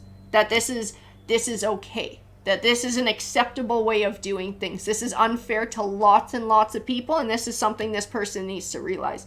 They need to realize their own truth. We have the Page of Cups and the Six of Cups. And I do feel like they're worried about the effect this is going to have on their children, okay? And on the home life, or they're going to use that as an excuse for indecision. So don't be surprised if this person says, I feel like I need to stay with my spouse for the kids' sake. Okay? That might be a thing this person throws out there too. If they allow their fear to stop them from doing the right thing, from moving forward in a direction that they would like to go in, they will blame that they have a child with this person, and they will make that an excuse to stay with the way things are. If that's what they're bringing forward, I'm going to tell you that will indicate to you that this person has no intention of leaving their spouse ever. Ever. They had no intention of a divorce, no intention of moving forward to make a deeper commitment with you. That is them basically saying that they would like things to stay as they are and to keep you as a third party for as long as you're willing to stay in it. And I do feel like this might be something that comes across. Because like I said, this person has mega fears about stepping away from a situation that there is. Lots and lots of different fears. Not wanting to deal with the consequences, which is why they've done things the way they've done things to begin with. Which is why they've created this third-party triangle situation to begin with. It's because they didn't have the courage to be able to step out of one situation that they were unhappy in before starting something new. But it's weighing heavy on them, and they want to speak this truth to you. I don't know how it's going to go, though, because I don't see that they've made their mind up yet. There is so much indecision in this person, so much inner conflict going on inside of them about what they're willing to do to get what they want in life. Because I know what they want. They want a happy home life with you. You are the one they want. They don't want to be in their current situation. But I don't know if they have the courage to do what it takes to step away from that. I think you're going to be able to tell when you have this conversation, when this truth comes out and this person comes forward, the excuses that they use or what they're saying. That's where you're going to be able to tell what their true intention lies. And you might have to just make a choice, because this person might sit in indecision for fucking years or decades. This might, because I'm going to tell you, I get no definite answer from tarot. I see excuses that they will make to stay put. I see, in other words, them saying I would like to have a 10 of Cups with you and a new beginning with you. I see both sides of the coin. So that tells me a decision has not been made in their mind. And this person might sit in indecision in the Two of Swords for a good long while. It might be up to you to make a choice in this decision, because left up to them, nothing might change. They might not have the courage that it takes to make any change or any choice whatsoever. The onus may be on you, and that's why this is coming forward. It's sort of letting you know how undecided they are, so that maybe you can make a choice, and make a choice that's right for you, that's going to bring you the happiness that you deserve in your life. Alrighty, take care, guys. Welcome, Leo. So this is going to be for you. This is the deck of cards that called out right away for Leo. Okay, tarot. So this is what we're asking. That person on Leo's mind. What does Leo need to know about that person? 9 of Wands was the first one that came out. Give me some more cards here, tarot. What does Leo need to know about that person who is on their mind? Queen of Cups.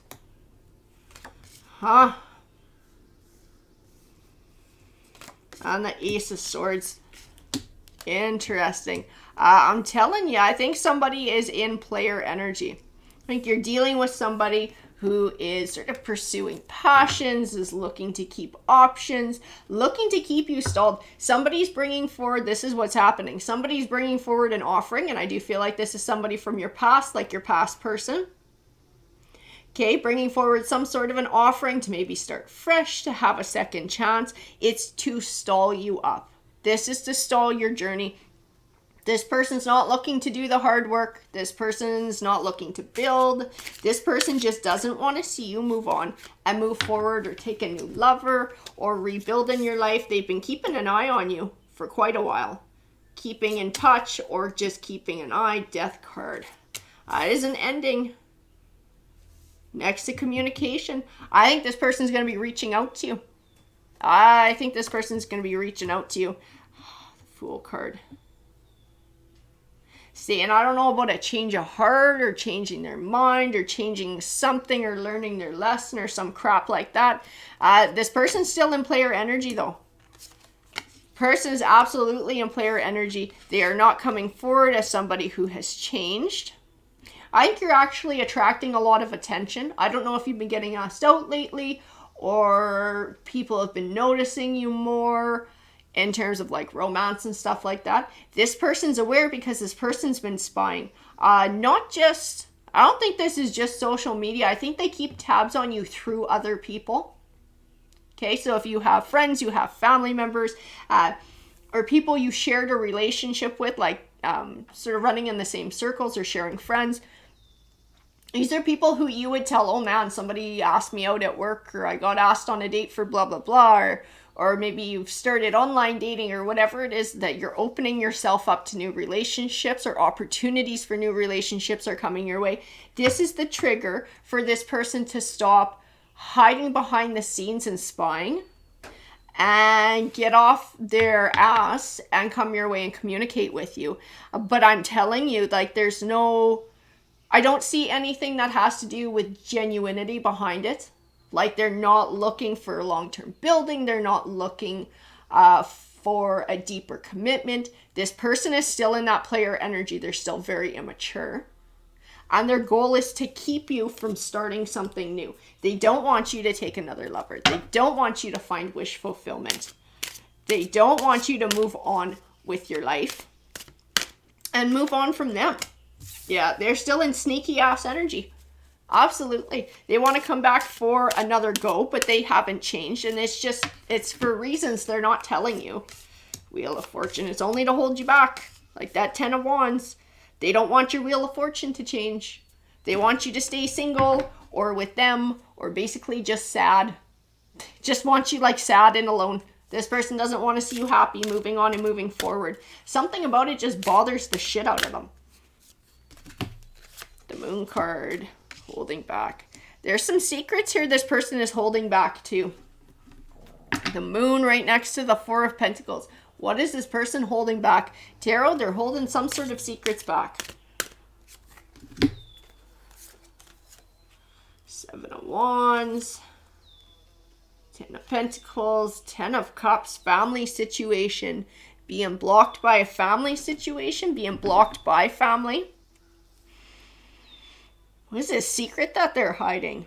I gotta grab a few more because I want to see where they sit. I feel like there's something to do with family here. I think it's who's feeding them information. I don't think you know who's feeding this person information. I think it's somebody who you trust. This is somebody who might be their family member who maybe became your friend or who seems like your friend. Or it's one of your family members who's their friend. Because it does tie into someone's family. They don't want you to find out where they're getting their information from. They don't want you to find out who's the one spying because it's a false friend. It's a false friend for you because they're just taking all of your personal information, everything you're confiding in them, and they're turning around and telling this person. They're telling your past person all about it so that your past person can keep tabs on you. The High Priestess. Page of Pentacles. Okay, this is interesting too. That High Priestess tells me that your intuition has been telling you that something's off. I don't know if it's speaking to this person who's been kind of your friend. And like there's something weird about what they're saying. There's something weird about the questions that they're asking you where you're like, Well, why would you ask me that? It's like, why would you go fishing for that kind of information from me?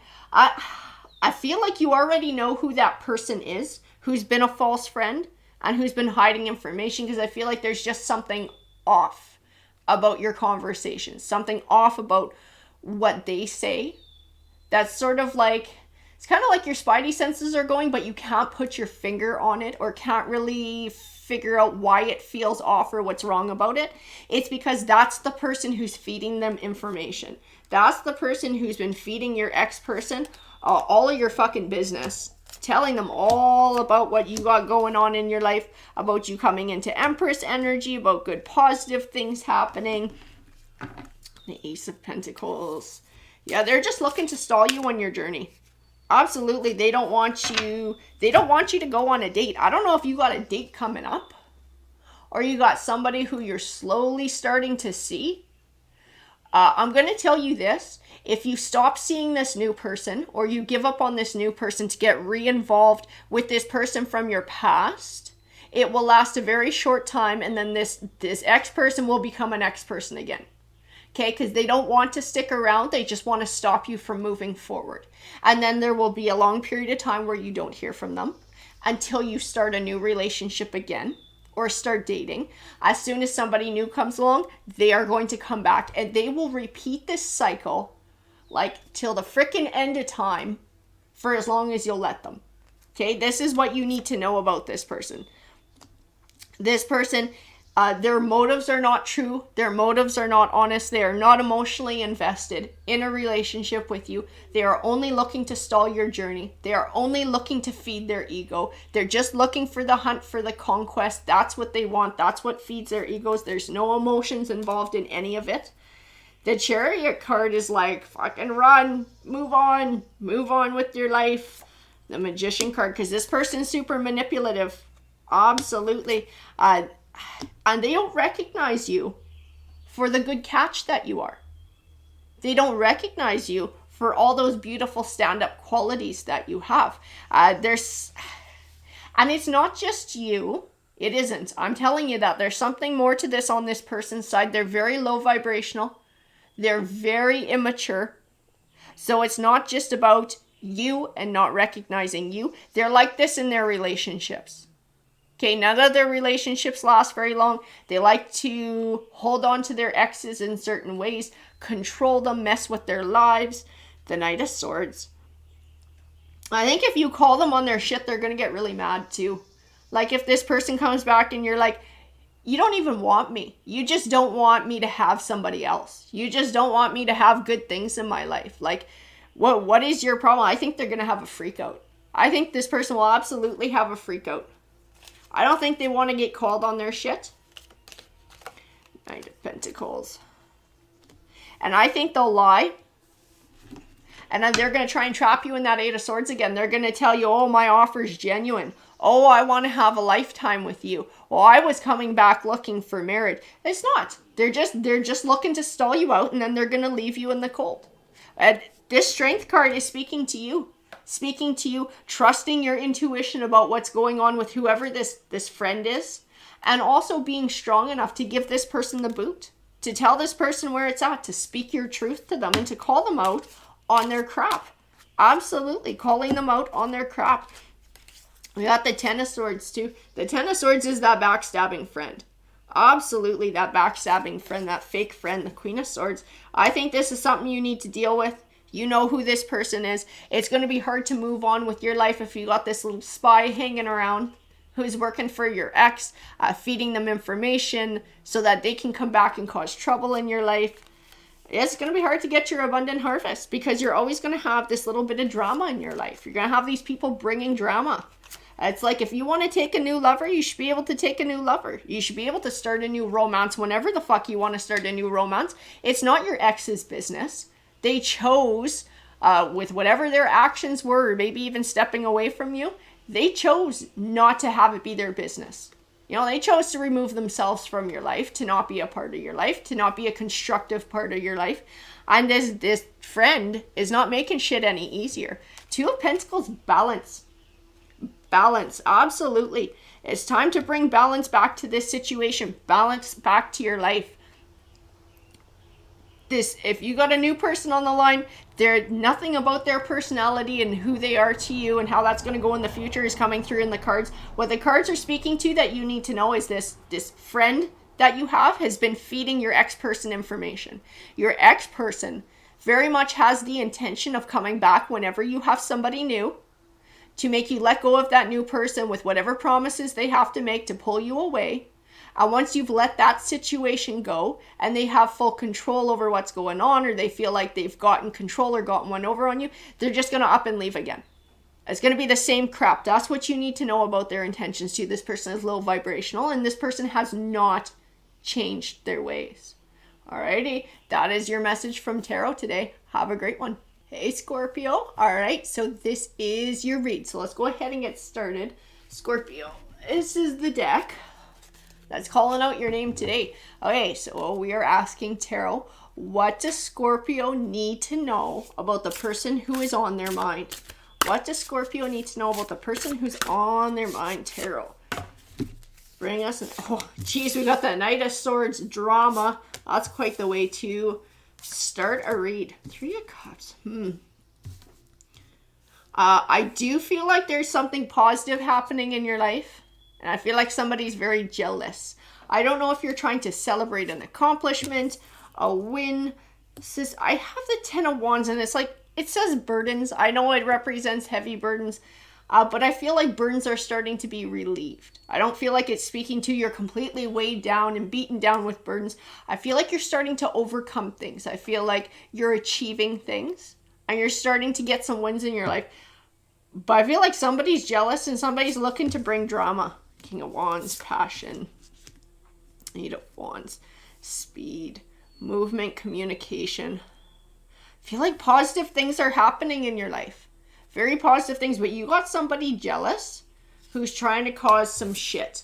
And I don't know if you're going to have a celebration soon about something that worked out well. And I'm not talking about like, you know, a big huge wedding or a humongous party. This might just be a little get together, a few drinks with friends, or a little family barbecue or something. Somebody's going to stir up some fucking drama while you're there. Somebody's going to make some assholey, passive aggressive fucking remarks. And this is somebody who is absolutely jealous of what you've been going through, who's been jealous of what you're achieving in your life, jealous of things that are going positive for you. And this is somebody who's got burdens of their own that they don't feel like they can overcome in the way that you have. You know, it's like you had all these burdens, you had shit that had to get sorted out, but instead of sitting around and feeling sorry for yourself, you're like, hey, I need to fix this. I need to be tough, I need to be strong, and I need to figure out how to make this better. And that's what you've been doing. And you've been achieving things in your life, and you've been finding improvement in different areas of your life. You've been taking back control of your own world.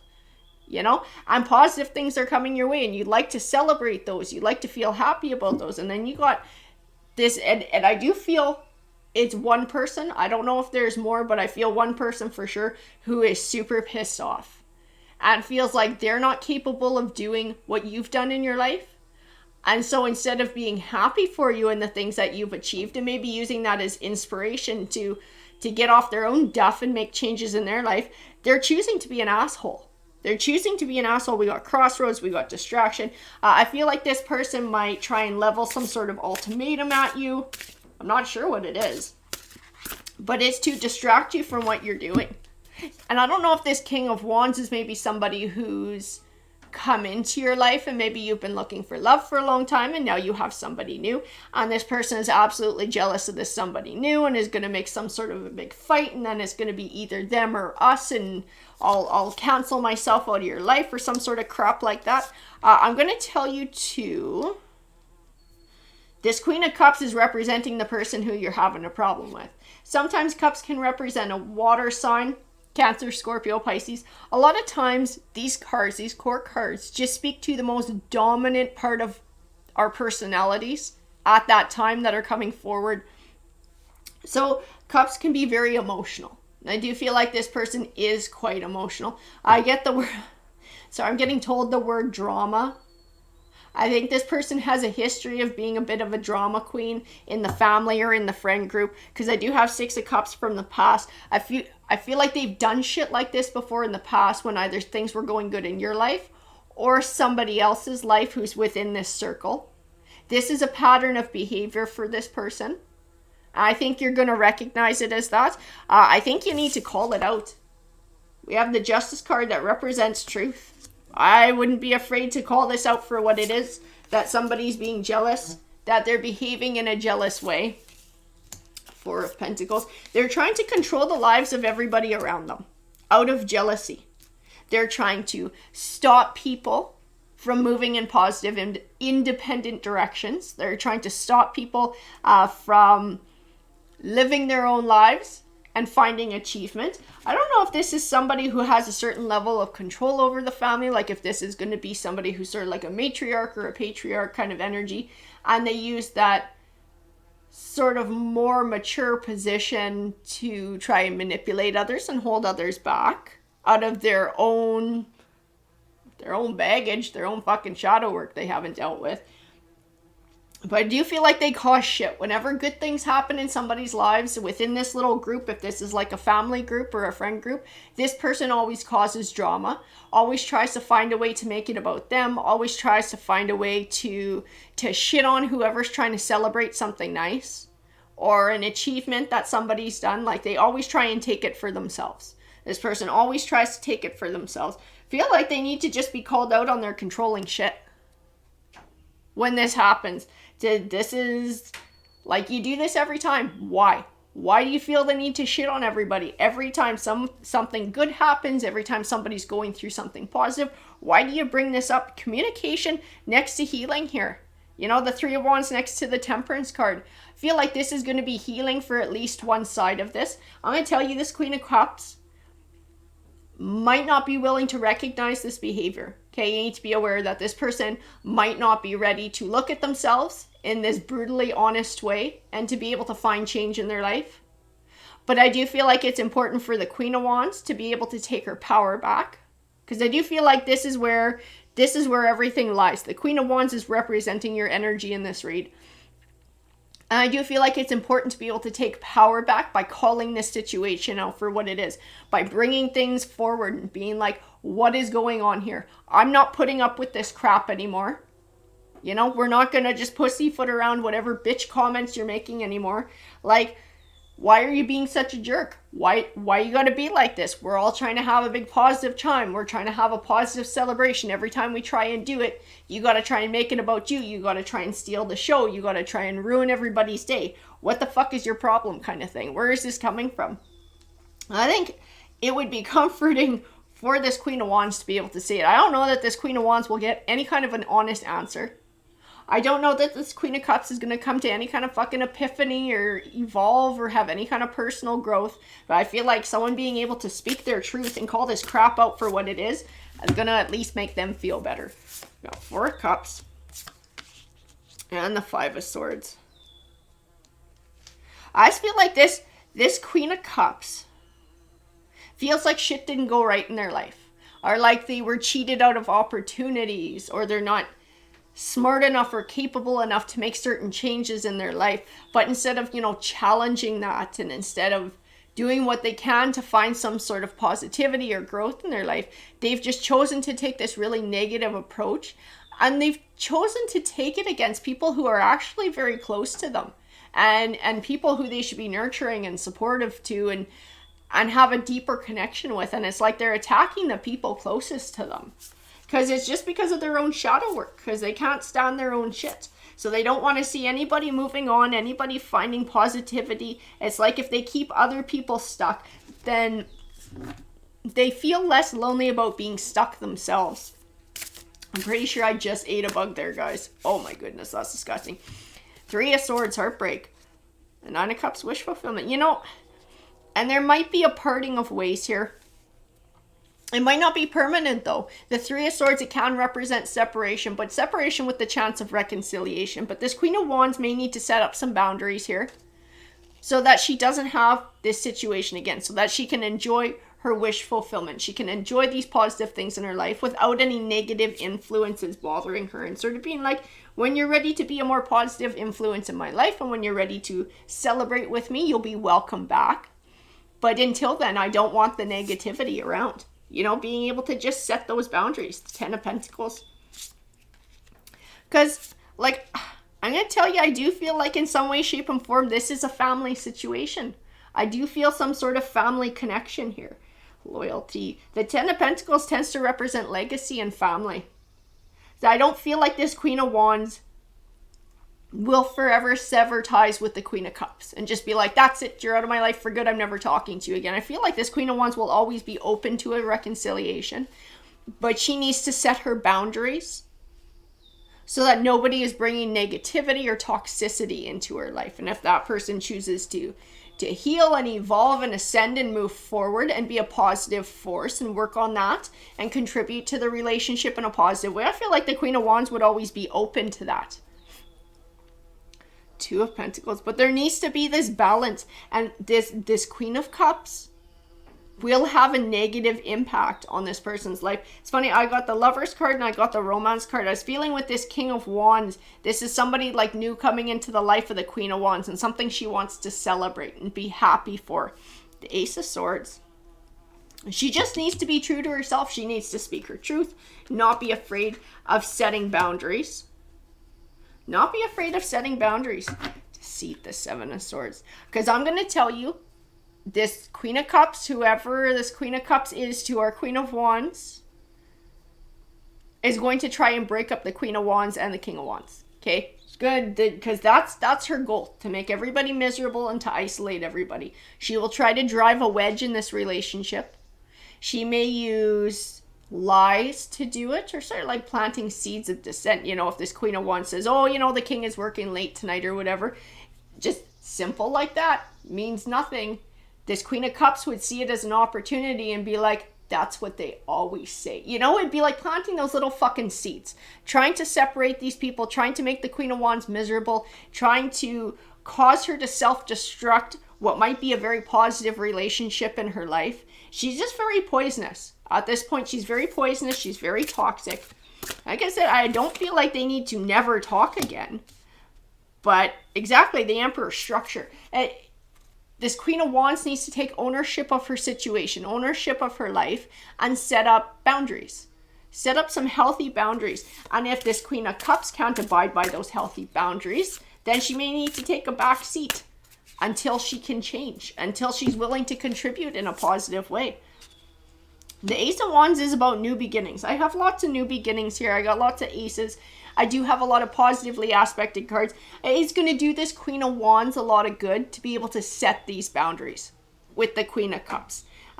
Whether the Queen of Cups, you know, is able to contribute to that, I do feel like that's a completely different story. Eight of Swords. You know what? There's actually other family members that are going to support the Queen of Wands in this too. There's a King of Cups coming forward. I don't know if this is the other half of this Queen of Cups or if this is speaking to another family member that's just within the group. But I do feel support in this. I do feel that this person's also been targeted by the Queen of Cups. And so I do feel like they're going to sort of take the lead of the Queen of Wands and slowly set their own boundaries as well. It's like setting that example, being a leader. And that's what the Queen of Wands is all about. The Queen of Wands is a leader. She is a leader. She's somebody who's willing to do what it takes to make something work. She's somebody who's willing to stand up for herself. Somebody who's willing to communicate what she has to communicate. Page of Wands. Seven of Wands. Seven of Wands is about those boundaries. It's about resilience. I think this is a time for a change of dynamic. I think that's why this is coming forward. This is like this Queen of Wands can't figure out what this Queen of Cups problem is. Probably pretty fucking sick of it. And this Queen of Cups, at this point, this person's intention is to isolate and make other people miserable so that she doesn't feel alone in her own misery. Because this is how she feels. So she kind of, it's like misery loves company, right? She's spreading it around. But these people, these other people in this situation are absolutely sick of this. They are sick of it. They're sick of the drama. They're sick of the crap. And it's like this Queen of Wands, if she's willing to take this leadership role and set these boundaries, other people will do this as well. And it may bring about a healing change in this relationship. And that's why the message is coming forward. Tarot doesn't want people to hate each other, to isolate each other. But sometimes you got to stand up for yourself and set boundaries. And sometimes it winds up having very healthy results. The Star card. And the Knight of Wands and the Four of Wands. I do see the potential somewhere in the future for this Queen of Cups to come to some sort of an understanding and to be able to put in an effort to change. Okay, the potential is there. The cards are telling me the potential is there for this person to change, but the dynamic needs to change first. And that's what this Queen of Wands needs to understand. If she wants this dynamic to be different, I don't feel that King of Cups, that other family member, has it in them to take on a leadership role, to be able to step up and do this. I just don't get that from their vibe and their personality. They seem a lot softer. But I feel this Queen of Wands has the potential to stand up and to change the dynamic in this entire situation, to set the tone that others will follow along with. And as time goes on, it has the potential to bring a very positive change in all of these relationships. Alrighty guys, that was your read. Hey Pisces, this is going to be your read. So let's go ahead and get started, Pisces. Ooh, this is the deck for Pisces. So that person who has been on Pisces' mind, what does Pisces need to know about them? What do they need to know? Ooh, those guys and that guy all wanted to pop out. Let's see what comes forward. Six of Swords. Oh my goodness. Emperor. King of Cups. Five of Swords. Devil card. King of Pentacles. What the heck? That's a lot of court cards. That's a lot of energies coming forward. I do feel like we're talking about lots of different people here. So this should be a fun read, trying to identify who's who here. Moving away. Like moving away from someone who's controlling. Moving away from somebody who's domineering. What do we got going on here? I'll pull a few more so I can sort some of these guys out and feel what goes with what here. I do feel a moving away from toxicity. Moving away from toxic energies. But I still feel like there's other energies floating around. Other energies floating around. How do they all connect? Wheel of Fortune, Page of Wands. I feel like somebody's getting confused from like lots of different opinions, from lots of different influences in their life. I don't know if you're trying to make a choice about something. And you got all these different people telling you shit. Feel like people got their own fucking motives here. Part of what you're dealing with, these people have their own motives, their own reasons behind what they're doing. The Emperor is somebody who's very controlling. This is somebody who just wants to have control over the situation, who wants their own way, who wants everybody to listen to them, and wants everyone to do what they say. The King of Cups. This is somebody with more of an emotional connection and more of an emotional investment in what's going on with you. And then we have the King of Pentacles.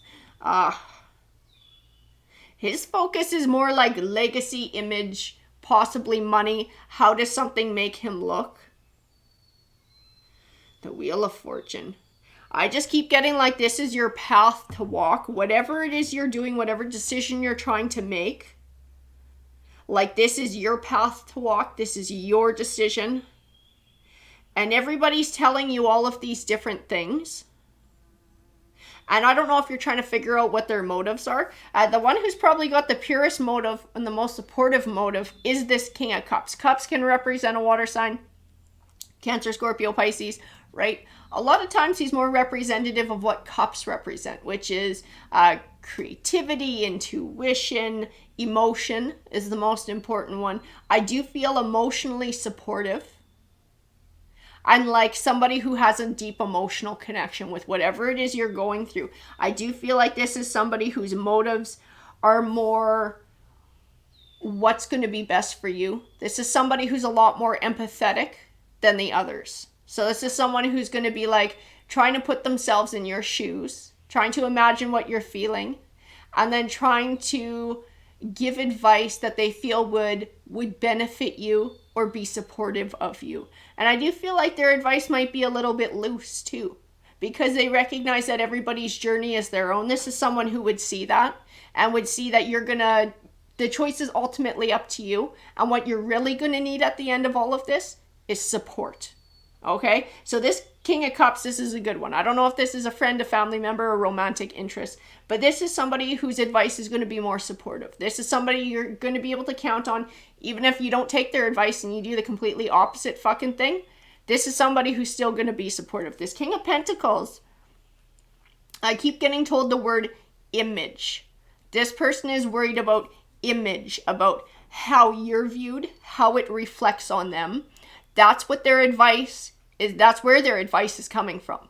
It's coming from, how is this going to make them look? How is this going to reflect on them? And this Emperor is just all about fucking control. All about control. I'm going to grab a few more. So I keep getting like, this path is your own. This choice is yours. The Fool card. And even in the Fool card, I feel like this leap of faith in making a choice, because I don't feel like there's an easy answer for whatever the fuck it is you're going through. I still don't know what it is you're going through. I don't. Maybe it'll come out more in the cards. There's some sort of real heavy decision that you're going to have to make, and I feel like it's something that's going to affect the rest of your life, and that's why you got so many opinions going on here. But at the end of the day, it's ultimately up to you, and it is ultimately a leap of faith and a trust that you're doing the right thing, and a trust that the universe will be there to catch you, and the people that matter most to you, that they'll be there to catch you too. This King of Pentacles, this Emperor, I don't know. These people have ulterior motives. They're going to be more judgmental. This King of Cups is a much softer energy, and I think no matter what decision you make, this King of Cups is going to be in your corner.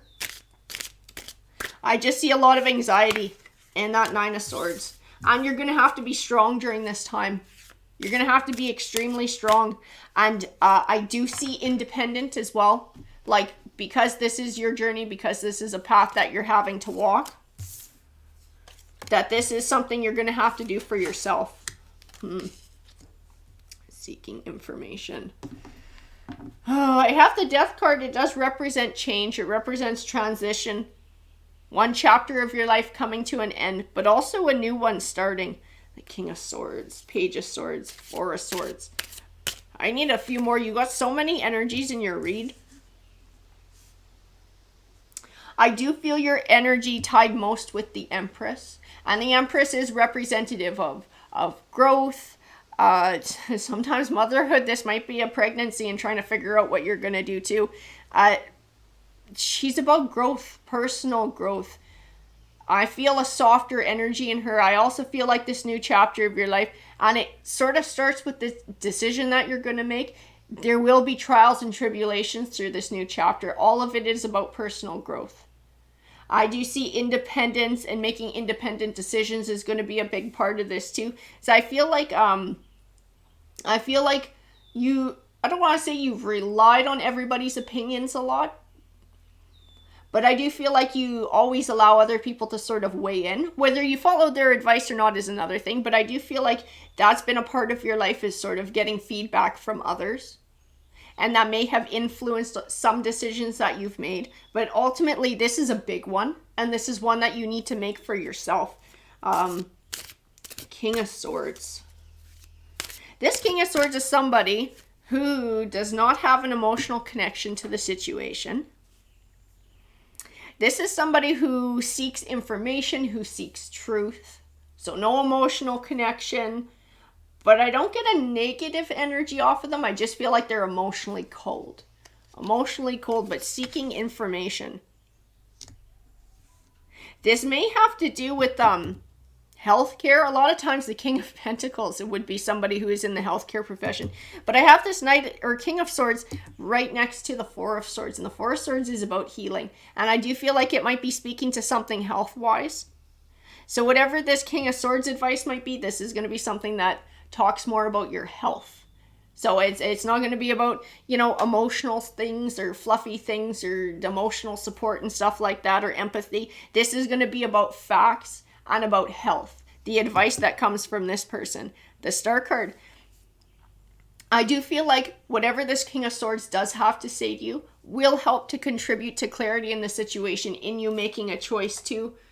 We have the Four of Wands, King of Wands, the Tower card, good Lord, Moon card. We got a lot of shit going on here. And the Six of Cups. So I do feel like we might be dealing with a pregnancy coming forward here and trying to decide what to do with it. The King of Wands, he's sitting next to the Four of Wands, and the Four of Wands is called the Marriage card. So I don't know if this is one of the options that you're thinking about, or if this is what came to an end, because I also have the Tower card here too. This might also be not knowing which way this situation is going to go with this King of Wands, whether it's going to lead to a Tower or whether this is going to lead to the Marriage card, because I also have the Moon card, which speaks of secrets. I feel like that piece of things is not known yet. We also have the Six of Cups, and what I see most in that card is the children. Okay, and that's why I keep thinking like pregnancy. Pregnancy keeps coming back to me. And the Ten of Cups next to it, which is that happy home life, that family life. It's like you don't know if this King of Wands is going to contribute to that. You don't know if this King of Wands is going to choose the Tower, is going to choose to move away. I feel a lot of fear. I feel a lot of fear. I feel a lot of anxiety. I feel a lot of being alone, of not knowing what decision to make. I also feel a lot of, I don't know that you haven't told the King of Wands yet, or the King of Wands isn't aware of the situation, but somebody isn't aware of what's going on. Like trying to hide the situation until you decide what to do about everything. The Knight of Wands. I'm going to grab a few more. I keep getting pulled back to the King of Cups. And someone who's very empathetic. And somebody whose advice is probably worth more than some of the others. What do we got here? The Knight of Cups. And the Ten of Wands. This is a burden. The longer this stays a secret, okay, the heavier of a burden it's going to be. The longer you sit in sort of indecision because you're not sure, the heavier of a burden it's going to be. I think whichever way you go in this situation is what I'm being told. There will be some burdens that go along with it. And that's why you're going to need that strength in this next new chapter of your life, because no matter what path you choose to walk, it is going to come with some challenges. I think some people are going to be judgmental as fuck. I think some people have the potential to either support or disappear, depending on what choice they make. This King of Cups isn't going anywhere, though. This King of Cups is somebody who's solid and who's going to support you in whatever decision that you make. So you do have at least one person here whose motives are more geared towards what's best for you and being a supportive person in your life. I do feel like that's a bonus. We have the Ace of Swords, High Priestess. I think you already know what you want to do in this situation. I think you already have an idea. I just feel like you're scared to say it out loud, or you're scared to take ownership of it. But in the meantime, it's becoming a heavier and heavier burden. And I think the entire point of the read, and I feel like it's a fucking huge roundabout way of getting there, is what this King of Wands is going to do. Is this going to be marriage, or is this going to be Tower? Do I tell this person? Do we move forward with this together? Are they going to move forward with me as a partner? Or are they going to leave? I think that's the biggest thing here. That's the biggest person on your mind, is sort of like, what's going to happen with that? What is going to happen with that? I see it being completely undecided. That Moon card stands out to me the most. When it comes to the King of Wands, this King of Wands is a wild card. You don't know which way this person is going to go until you allow them to make a choice, till you give them the information that they need and some time to digest it to be able to make a choice. I see the King of Cups is in your corner no matter what. And the others are kind of worried about all sorts of other shit. I wouldn't put any stock into it. At the end of the day, this is your choice, and it's up to you what you do. Eight of Pentacles, hard work, a lot of hard work. The Nine of Pentacles. I do feel like you can have that Nine of Pentacles in your future. That is happiness. That is abundance. I do see that a lot of it starts with taking ownership of the choice, being able to make the choice that you already want to make, just owning that and then moving forward with it. That's a big step. But also there's going to be a lot of trials along the way too that I see you're going to be a part of. Lots of unknowns, lots of scary shit. You got at least one person who will stick with you no matter what on your path. But I say move forward on your path. Make your own judgment. You're worried about what somebody else's intentions are. This King of Wands, King of Pentacles, Emperor, all these other people. I think the persons whose intentions matter the most in this read are actually yours. What do you want? You know in your heart what you already want to do. You already know. I see this. Don't hold yourself back. Don't hold yourself back. There might be some heartache along the way. But there's heartache in life anyways. There's always heartache some way or another. And like, don't allow fear of that to hold you back from making the choice that you know you want to make. Own your choice. Have that inner strength and own your decision. Recognize what it is you're wanting. And be true to that and live that. Don't hold back. Don't hold back at all. That's what I'm seeing here in this read. With all these different energies and everything that's going on and all of the worry and all of the fear and all of the indecision, what matters most at the end of the day is what you want and what you know in your heart you want to do, and being able to embrace that and being able to action that, because that's what's going to matter most in this life, is what you want to do. And like I said, you got at least one person in your corner who's going to stick with you no matter what. Fucking judgment free. Judgment free. This King of Cups is judgment free. This is somebody who will stick with you through thick and thin. Even if you don't take their advice, you do the completely opposite fucking thing.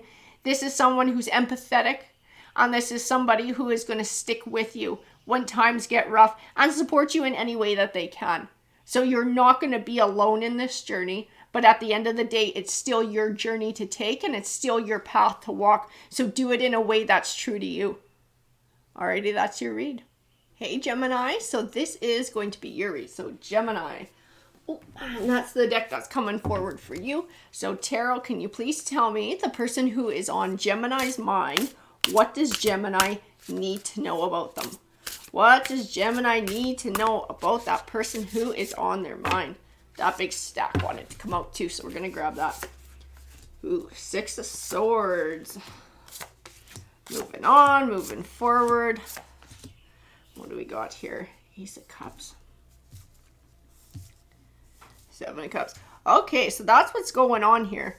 So you got somebody on your mind here. This person on your mind. I do feel like this is most likely a person from your past. Maybe your past person, your ex. Feel like this person presents themselves like they're moving on and moving forward. They've moved away from your energy. They're not burdened by anything. They're getting wish fulfillment. Life is great. It's hunky-dory. That's crap. Okay? What this person is presenting is not how they really feel. The truth of the matter is it's an illusion. Okay? They're still emotionally thinking about you. They're still emotionally tied up in you. The Page of Pentacles, 5 of Pentacles.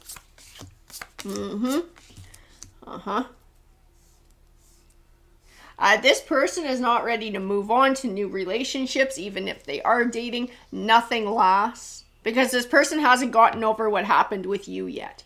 This person is still thinking about you. King of Swords. Queen of Wands. They still look at you like the Queen of Wands. And I'll tell you why you're coming forward like the Queen of Wands is because you're still very attractive to them. And that's the qualities that go with this Queen of Wands. She's somebody who sort of represents leadership. She represents being attractive. She gets a lot of attention. This person is still very focused on you. This person is still extremely focused on you and what happened in the past.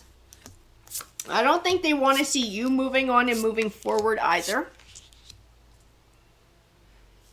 Page of Cups. Their heart still belongs to you. This person won't admit it out loud. But emotionally, they still think about you a lot. They still have ties to you. I do feel like they're running some sort of game almost, though, if they present themselves like they've moved on, like they're finding happiness and satisfaction, perhaps dating other people or trying to flaunt it. It is to make you jealous, and it is actually ultimately to draw you back in.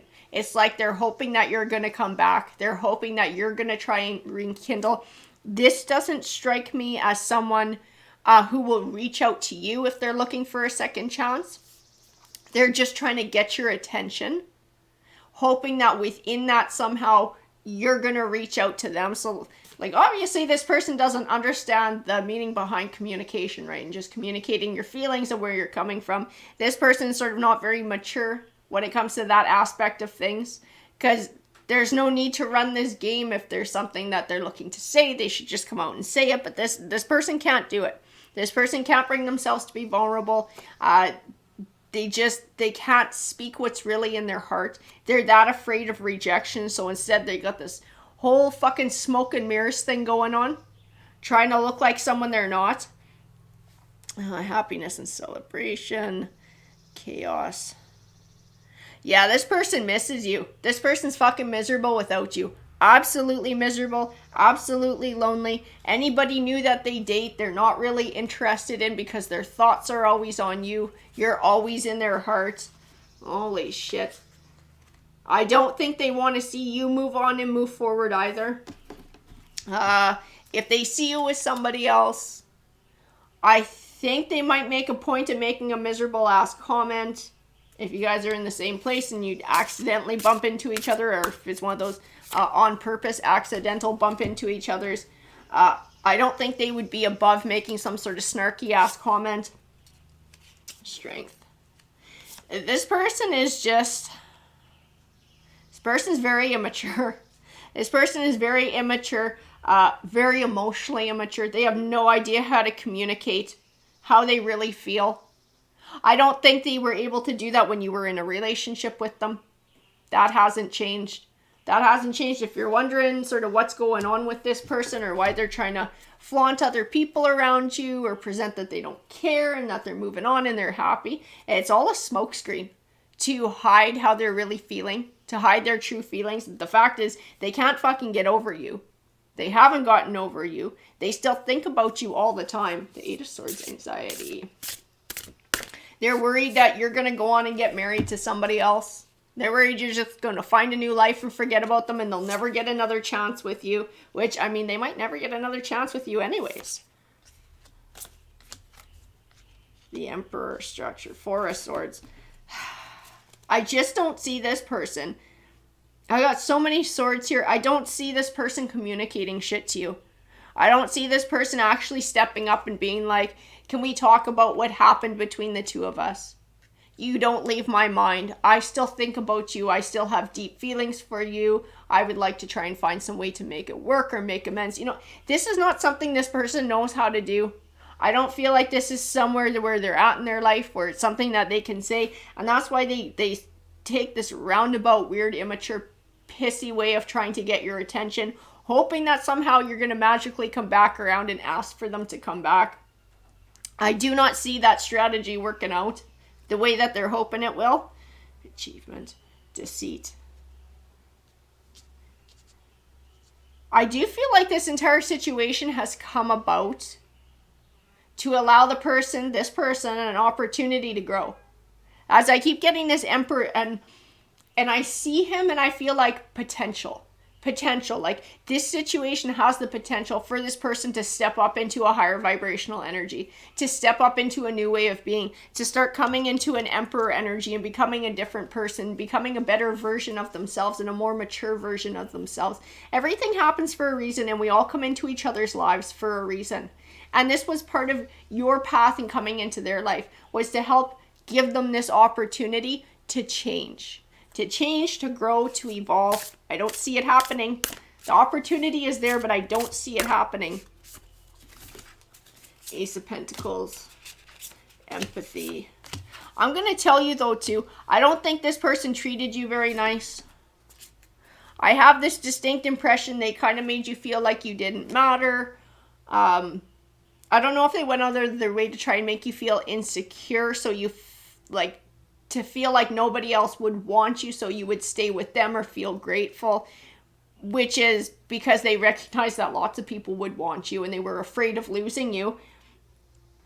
I don't know if you have a lot of leftover feelings for that too, and maybe some anger to go along with that. But I'm going to tell you too, the Queen of Cups is all about empathy. You know, having some empathy for others. I think this person needs a little bit of empathy, and that's not saying what they did is okay, and that's not forgiving them, and that's not taking them back, and that's not entertaining this relationship again. This is just realizing that this person is human. This person has baggage. This person has shit they have to deal with.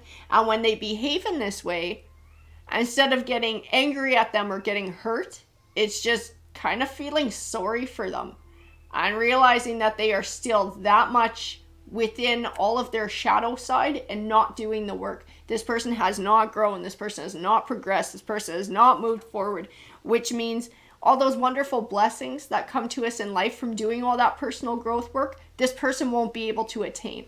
And that's sad. I do feel like being able to look at it that way is going to help to let go of some of those things. Is going to help to bring about an understanding. And then we got relationships and understanding. Just like this person likes to have control of their relationships. Just recognizing that this is where this person is coming from. It's all of their insecurities. It's how they truly feel about themselves. And how they truly feel about you. That obviously they felt like you were too good for them. Right from the beginning. And I think they were worried that it was a matter of time before you recognized that. So that was everything. That drove everything that they did. It drove everything that they said. To try and keep you as a part of them, keep you in their life. And obviously it didn't work and you got sick of their shit and stepped away.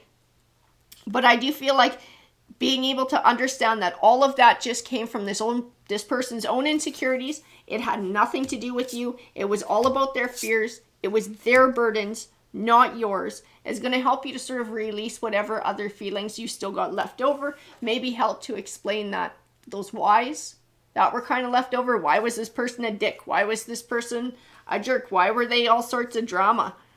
It was all the insecurities. It was the fear that drove them. The deep-seated fear that you were going to leave. That you were going to realize that you deserve better than that. And that you are more than capable of finding better than that. And that is what happened in the end. This happened for a reason. You guys came together for a reason. You were their opportunity to grow. You were their opportunity to learn. I feel like the opportunity still exists. The lesson is still there, but it's up to them to choose to learn it. And for you, I do feel like having that sort of that understanding is going to help in letting go and moving forward. Sort of moving past this chapter. Closing the door on this chapter. Not allowing it to have any more of a hold on you. And also being able to, when you see them, if they're presenting this crazy side, I don't think it's going to affect you as much either. So I do think it was very hurtful. I think being able to understand that it's just a front to try and hide their hurt and to try and hide their own insecurities, being able to understand that is going to make it mean a lot less to you too. You're just going to be like, oh, they're at that again. That's really sad, you know? And just move on with your own life. That's their own chapter. That's their lesson to learn. Whether they learn it or not is up to them. You seem to have a bright future ahead of you, but that's what their intentions are. If you got this person on your mind, you're wondering what happened. Why did they behave the way that they did? It was all out of fear. It was all out of fear, and it's a cycle. This is a cycle of behavior that existed long before you came along. And it's a cycle of behavior that's probably going to keep going. But I do see in your future stability. I do see that wealth, that 10 of Pentacles, whatever it is you're looking for, you're going to be able to obtain that in your own future. This Tower was a blessing for you because this person was not somebody who could contribute to a relationship in the way that you want and the way that you need. So the Death card, it does represent closing the door on one chapter and beginning a new one. The word at the bottom is release. Absolutely. This was releasing their energy. Releasing that tie, somebody who was tying you down, somebody who was holding you back, and then being able to understand where they're coming from and what's going on that side of things and bring that closure is also going to help you to release the last of those ties that are binding you to what happened in that situation. which will allow you to move forward and open up to a new future, whatever you want that new future to look like, whatever your 10 of Pentacles means to you. That is what you can have when you've cut these ties, and this is no longer holding you back. Alrighty, that was your read, Gemini. Hey, Virgo, welcome. Look at you guys made it into the read this time. Let's go ahead and choose a deck for Virgo. Virgo, this is the one that's stepping forward for you guys today.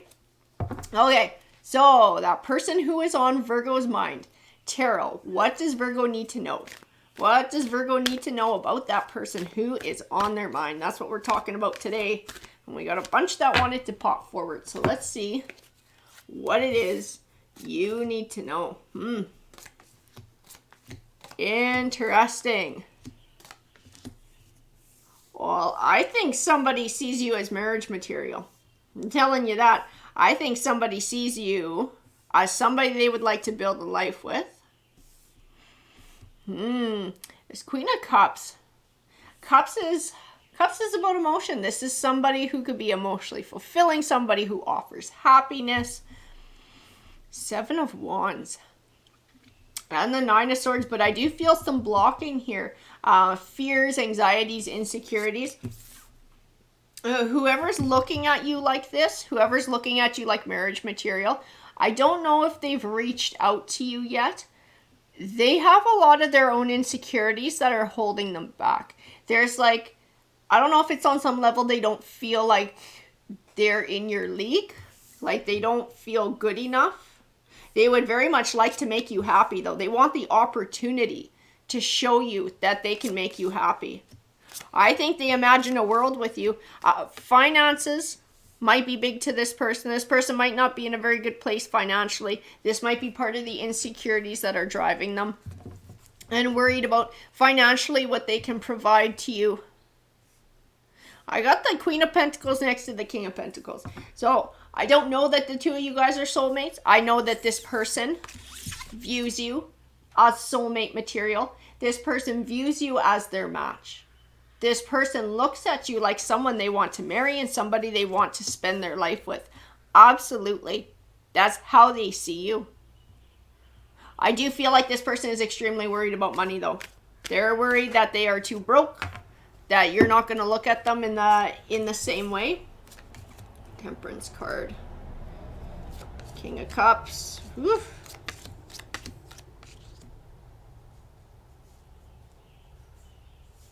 I gotta tell you too though, feel like this person is feel like they're on a journey of their own. They're having to start fresh after a big loss, like financially. They're having to try and build for the future.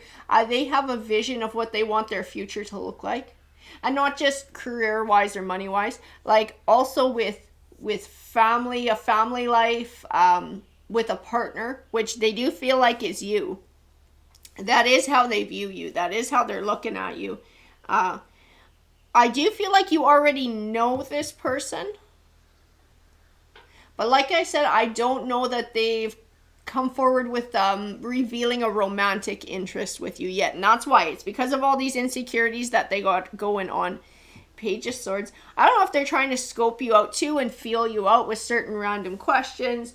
Maybe asking you if you're seeing anybody, or maybe hinting in certain ways about finances. And like, how would you feel if your partner kind of didn't make as much as you made or was a little bit broke? Like, they're trying to scope you out. This person's that insecure. They're too afraid to just say it, what's going on. So they're trying to like test the waters first before they stick their neck out. That, I gotta tell you, that's what's going on. But they want to come forward like a Knight of Pentacles with a genuine offering. One that's slow, one that's steady. But it is genuine. And we got King of Cups that came forward. They saw you like the Queen of Cups. We got two freaking matching pairs of court cards here. They see you like a soulmate. There's somebody who would like to build a life with you. They see you as this Wheel of Fortune, this like wish fulfillment, this happiness. The Moon card. And the Three of Cups. Happiness, celebration. They want to marry you. They want to have, this life with you. But they're keeping it a secret. They're keeping it to themselves because they're not sure where you're at. They're not sure if you would accept an offer from them. Four of Pentacles. Yeah, they're holding back. They're holding that communication back, holding it to themselves, the way that they truly view you. I think they're pretending to look at you like either like just a friend or a coworker. But that's not the way it is. That Fool card represents a new perspective. And it's like, what I see in the Fool card is two different perspectives. And I see like juggling their real feelings with what they're presenting to you. So showing you one face and trying to act super casual. And like, they're not interested, but they're really interested. I get pulled back to the High Priestess. I almost wonder if you don't have a sniff that something's up with someone who you know. And it might be this person, like maybe something in something they did or something they said that you thought, do they have the hots for me? Were they trying to hit on me? Is this person feeling me out to see like what's going on? But then you thought, well, maybe not. Maybe I'm reading too much into it. No, trust your intuition, because that person definitely is scoping you out. They are definitely scoping you out. Tower card. What do we got going on here? I just got 3 aces in a row. This person's been burned in the past too. They've been burned really bad. I don't know if they've been through like karmic cycles. I just know multiple times they've had towers. I feel like put my heart out there and got it stomped on. That's the vibe that I get. This person still desires a connection with somebody. They still desire that part of their life to develop. I got fucking Ace of Swords, Ace of Pentacles, Ace of Cups, new beginnings. New beginnings wealth, new beginnings emotions, new beginnings, new cycle of abundance, truth, victory. This person very much wants that deeper connection. But I feel like they've been trying to play it cool. Like I said, they're afraid of putting their heart on the line. They are absolutely afraid because they've had lots of heartbreaks in the past. But their intention hasn't changed. For a long time, they've been looking for a Two of Cups. For a long time, they've been looking for marriage. They've been looking for a deep commitment. This is not somebody who just wants to date. This is somebody who wants to find the one. That's what they're looking for. They're looking for their soulmate. They're looking for their partner. They're looking for forever. I'm going to grab a few more here. 10 of Wands. And I think they see you like this 9 of Pentacles. They see you like a 9 of Pentacles, and they're trying to figure out if you're unreachable at this point. So I think they feel like a page. I think they feel like a page of wands asking you out. This little page who doesn't have much to give. This little page who carries a lot of burdens. They might be financial burdens. They're most definitely emotional burdens. You know, with the fears and the insecurities from the past. But if they could reach out to you, a 9 of Pentacles, if they could reach you, if you would accept their offer, I feel like this Knight of Cups, like, holy shit, this person would be so happy. Even just like asking you to go for a cup of coffee or asking you to go for a drink, and it might seem something like small to you. Holy shit, it would mean the world to this person. This would be like huge, like not be able to concentrate on anything for like the rest of the day or until you guys meet up. It would be like occupying their thoughts. It would be like everything to this person to be able to get that time with you. But the Two of Swords, they are still absolutely undecided. They're still terrified to reach out to you. The Knight of Wands, the Knight of Swords, and the Hierophant. That's interesting. I think they have a mentor who they talk to. I don't know who it is, and I don't think you know who it is. This is somebody in their personal life. And I think this person is trying to encourage them to go for it. This person is encouraging them to sort of move forward, to go for what they want, to have some confidence, to be honest, to move with integrity and be true to themselves. The Knight of Wands. I don't think they feel like they know how to approach you either. Because in this Knight of Wands, I almost feel like this Rico Suave, not player energy, but like someone who's real smooth and knows how to talk. And then in the Knight of Swords, there's like a completely different feel, and it's not bad. I just feel like this person doesn't even really know how to approach you or what to say in that way. You know, to try and change that dynamic, to try and ask you out, to try and move forward with that, and to try and to say it in a way that they think you're going to accept an offer. I feel like they're super like awkward duck. Like around you, this person's like an awkward duck. Like they try and play it cool, but there's something weird and awkward around them. And that's what it is because they have these hidden feelings for you. Ten of Swords on the Strength card. Nine of Wands. I'm going to tell you something too. Who is this fucking Hierophant?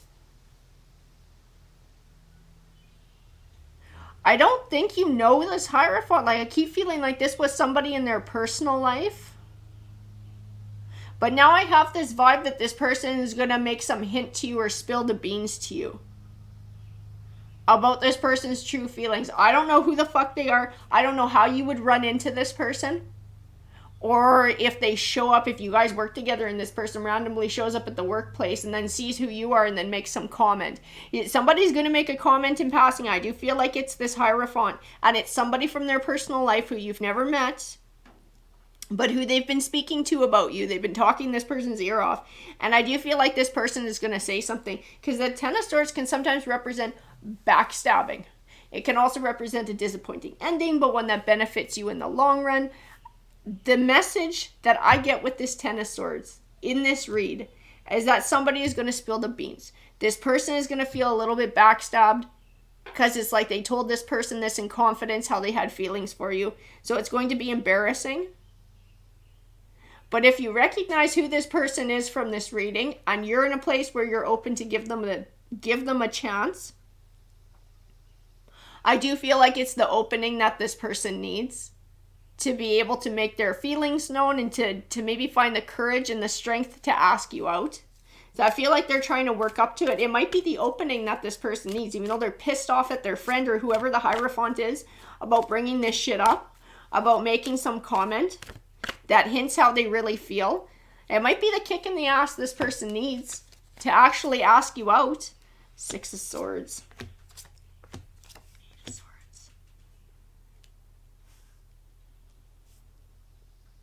Because I feel like this person is so tied up with fear.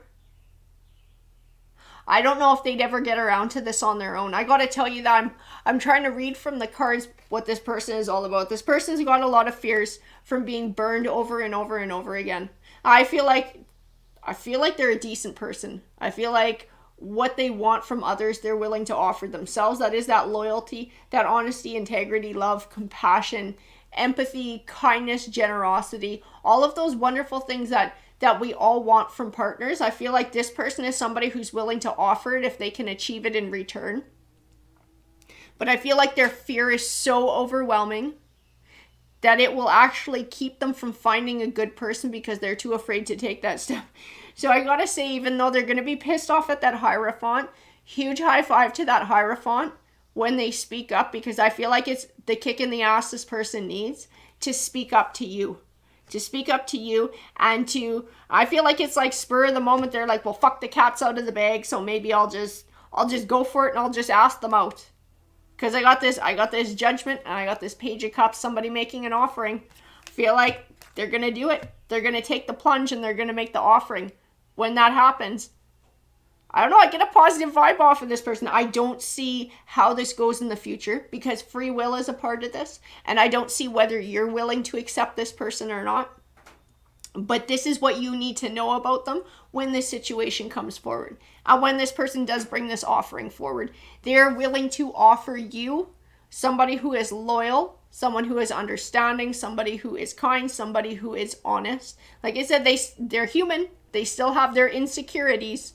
But I do feel like this person possesses a lot of good qualities that you would be looking for in a partner and is willing to give as much as they're going to receive. So this is not somebody who's going to take. This is somebody who understands that reciprocity, that even give and take and that balance. But at the end of the day, I feel like how this goes and what direction this goes is entirely up to you. But that's how this person is thinking of you, and that's where their intentions lie. And that's what you need to know, Virgo. Take care.